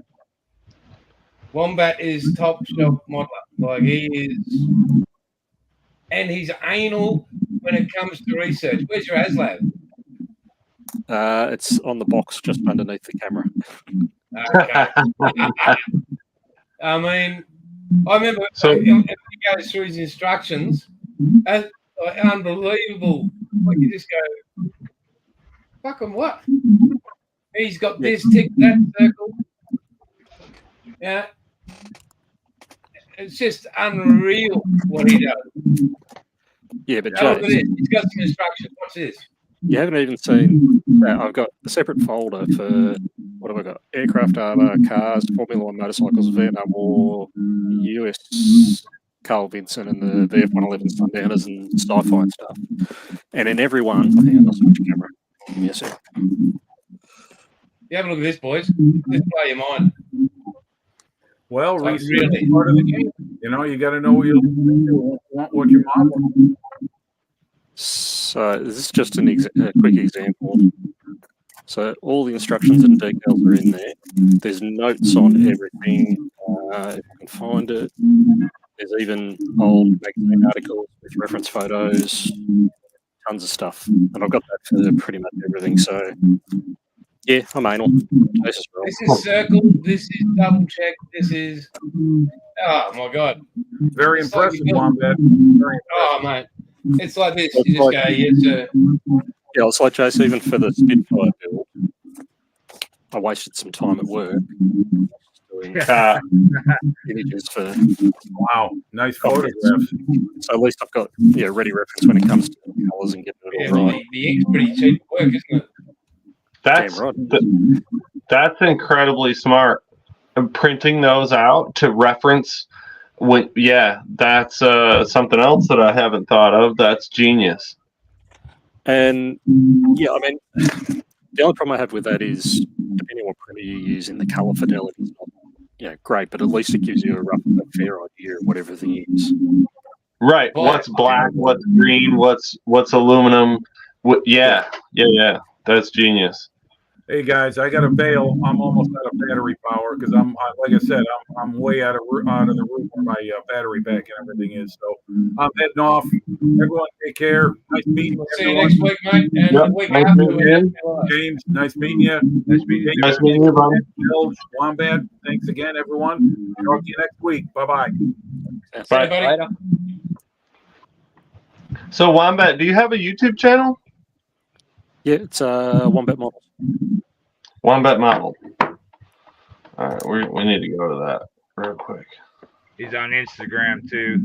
I just started an Instagram and I'm on with Wombat, man. So And Yeah, he's I'm got his on, OnlyFans page. Don't forget your OnlyFans. Yeah, I don't promote that one too. I'm on. Oh, there he is. Yeah. And I have to watch some of the videos. The price I is too high on I that. haven't done a lot of content up for a little while. I've been a bit slack, but yeah. Nice. What are you up to, Bilge? Decals. Very good. Do you have a YouTube channel, Bilge? Yeah, I haven't posted in a long time, but yeah, I do. He's actually, so where he is now is a shed, but he's got a tiny home and he's waiting for electricity to turn there. And once he's there, he has no fucking excuse not to be doing what he's doing right fucking now, because we've waited and waited. You should see what Bilge does with timber stuff, mate. Blow you out of the fucking mind. He's just, but he'll get electricity because he's on a big property, right? Okay. And he's got to get electricity to where he is because he's actually in a tin shed at the moment. A little warm out there, probably, in Australia. Yeah, mate. So He's in a place called Lismore. They went 21 metres underwater last year. Where I'm sitting, I had 6 inches of water coming through. oh no. But in town, like Lismore and Self City, there were double-story buildings. My brother had an antiques place there. It was 2 stories high, underwater. Oh my God. And we're talking like 1.2 meters of water in the second story. Ooh, golly, man. Or went under. And that happened twice to him. Oh God. He's got antiques you just died to restore. Yeah, I kind of started. I've got actually a few different channels, but my son was going right way to the Marine Corps, and I started my first channel to kind of keep him updated on what was happening at home, things I was doing, and stuff like that, hunting and trapping and stuff, and then I started thinking about both my granddads passed away when I was fairly young, and I was thinking about, man, it would be so cool if they would have been able to, film themselves doing stuff, because they were the coolest dudes, and I thought, man, like, it's a way to kind of be immortal, like to film something and put it out there, and then people later on can kind of maybe understand who you are or what you were up to, and yeah, it's been a lot of fun. And mate, your work is sensational. I mean, when you go trapping and hunting, do you have Sasquatch there? Man, I hear about him, but I've never seen him. Right here. Look, there he is, right there. Yeah, you yeah. see that going through the bush, you're going to be going, there's one. There he is. Yeah. It reminds me of Harry and the Henson. Oh yeah. Yeah. Yes. I'll get a haircut eventually, man. Usually I have my side shaved, man. I haven't felt like doing anything. Your stylist needs looking at. But I'll be busting my ass all week of making paint and fixing up this, and fixing up downstairs. So not only do I have to finish this, I've got to go into Shannon's room upstairs here, disassemble his bed, wardrobe and everything, cut them all the way down 2 flights of stairs. And then I'm going to bring the rest of the stuff that's out on the mezzanine there and put that in that room, the room that's been taken over, Shannon's room. So, yeah, I'll do much more. Yep, bugger all. Yeah. And what I've been working on since we've been sitting there. That Harley motor. I just 3D printed it while we were sitting here. Cool. I got a customer that's ordered them, so I've had to I came up with this motor like 2 years ago, and I haven't. The only one that usually gets them from me is my buddy Stacy Cheeks is his name. He is a big modeler here. He actually one of his models he did wound up on Johan's box. If you look, I think it's Johan's boxes, and it says Stacy Cheeks on it. Well, he built custom frames and stuff for motorcycles, so he started buying my motors. Well, then when I did my first print for my pan head, and actually my pan head, you have to put it together. You put the covers on, the cylinders on, transmission together. I made it to where you actually put the whole thing together. He's the first one that got my prints on that. But yeah, my buddy Stacy is. Some of the quality work, if you look him up, his name is Stacy Cheeks. He does a lot of custom stuff, and he told me that he won up on one of the model boxes. I didn't believe him until he showed it to me, and it actually says his name on the box. But it's just to see, like, these, to print this stuff is awesome. Like, if there's stuff that you guys want and you guys don't have anybody over, Wombat, do you print? Me? No, Wombat. No, not at the moment. None of you guys print?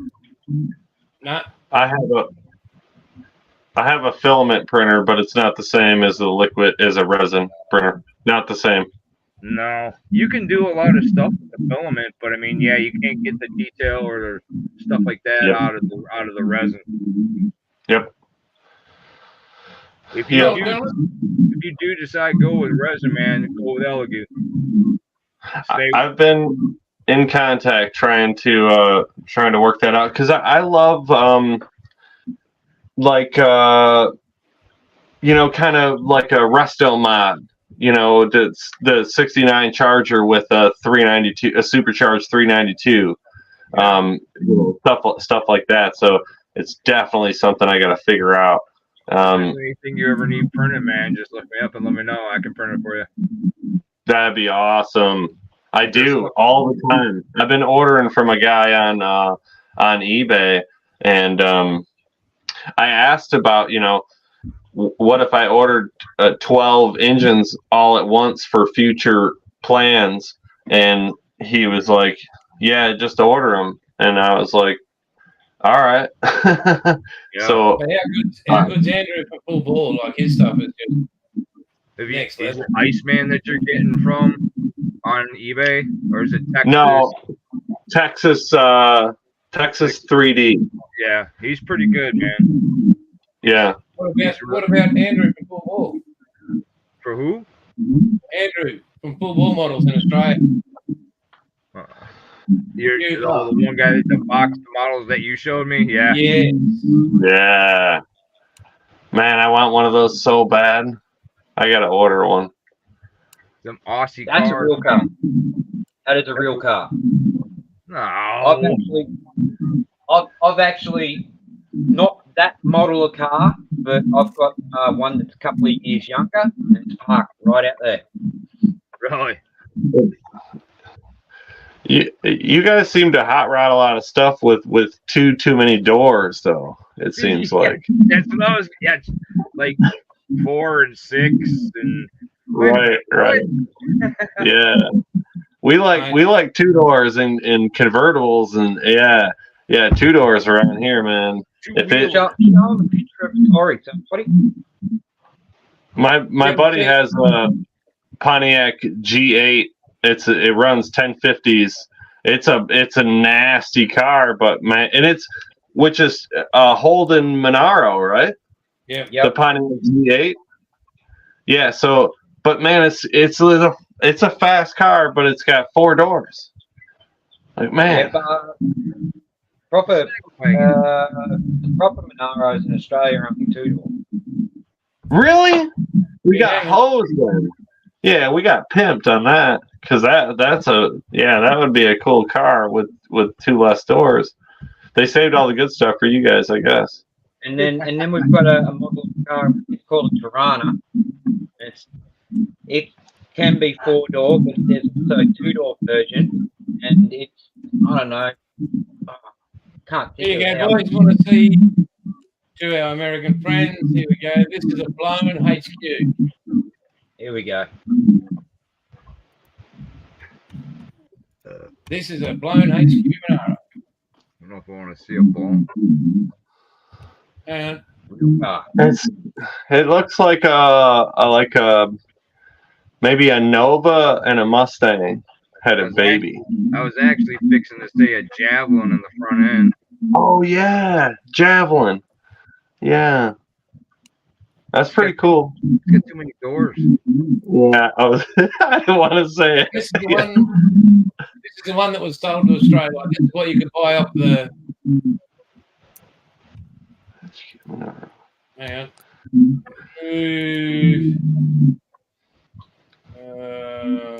The arches in the fenders and the quarter panels kind of had a GTO kind of feel to them. Yeah. This is what you bought off the shop floor. Right,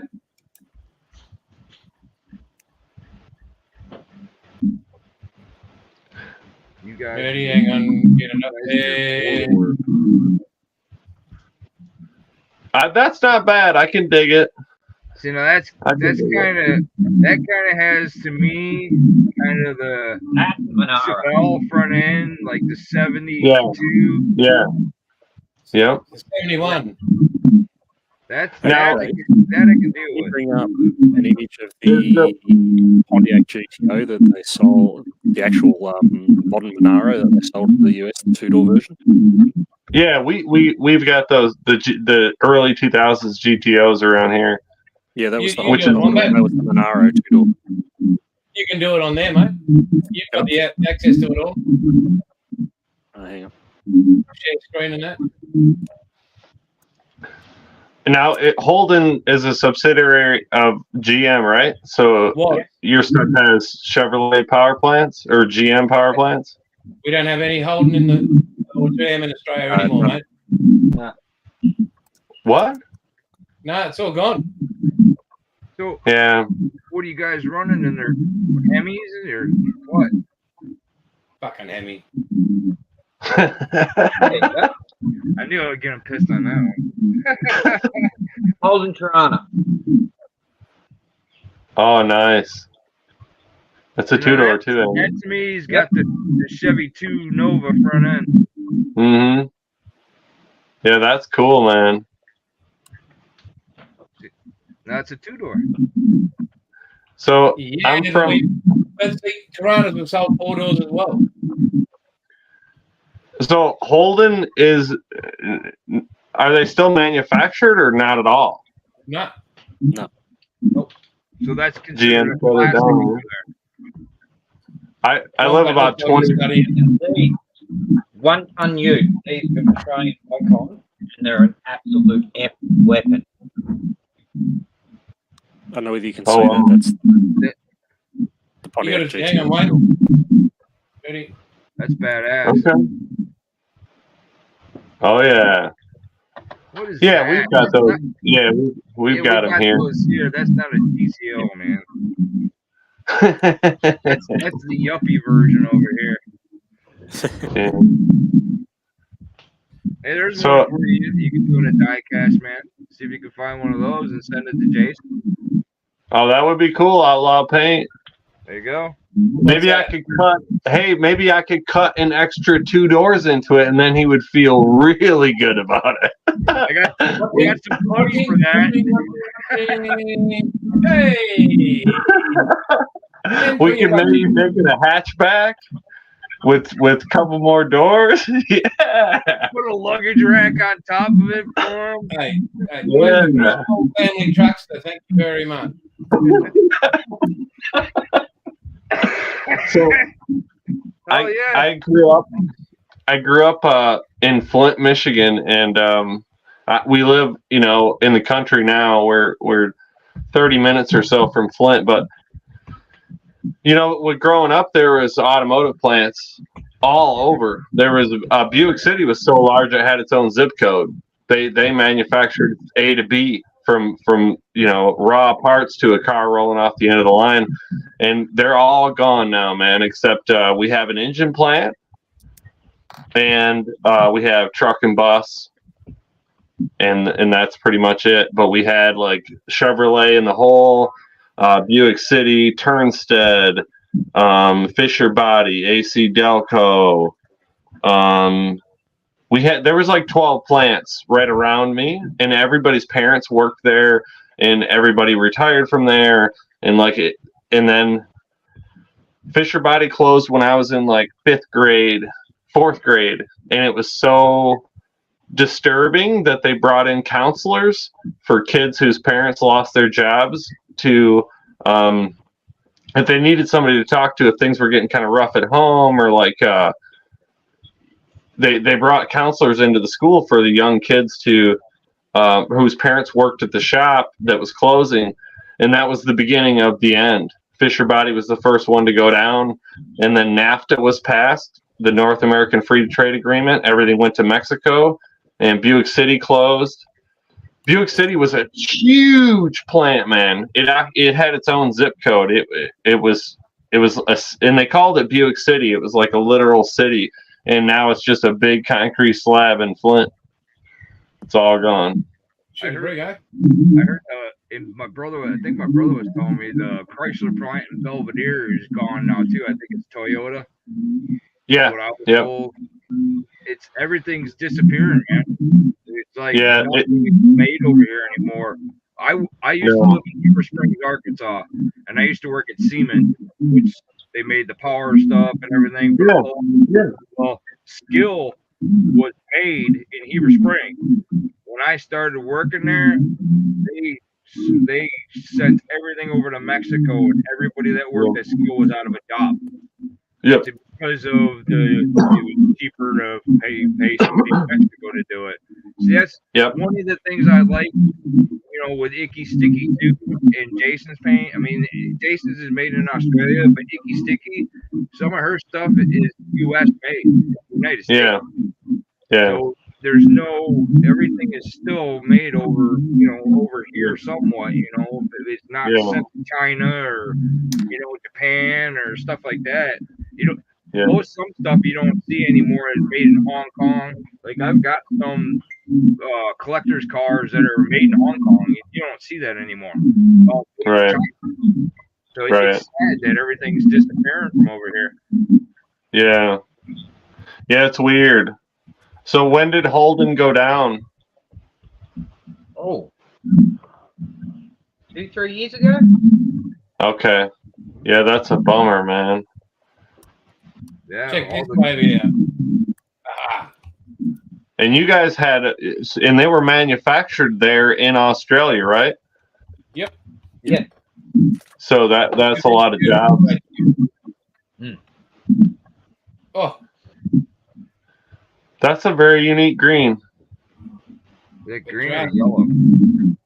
Good old Kingswood GDS. It looks like it's yellow. Maybe it's me. no, it's not. It's just freaking awesome. Anyway, gentlemen, we're hitting 2.5 hours, boys and girls. Thanks for popping in. It's been a pleasure. If you just want to pop in, you probably won't next week because it'll be in another 5 o'clock, which is a few hours later than you guys want to get up. But we'll alternate. So, Okay. All right, guys. Thanks everybody for watching, and catch you later. All right. Thank you. Thanks for having me, man. Yeah. Thank you.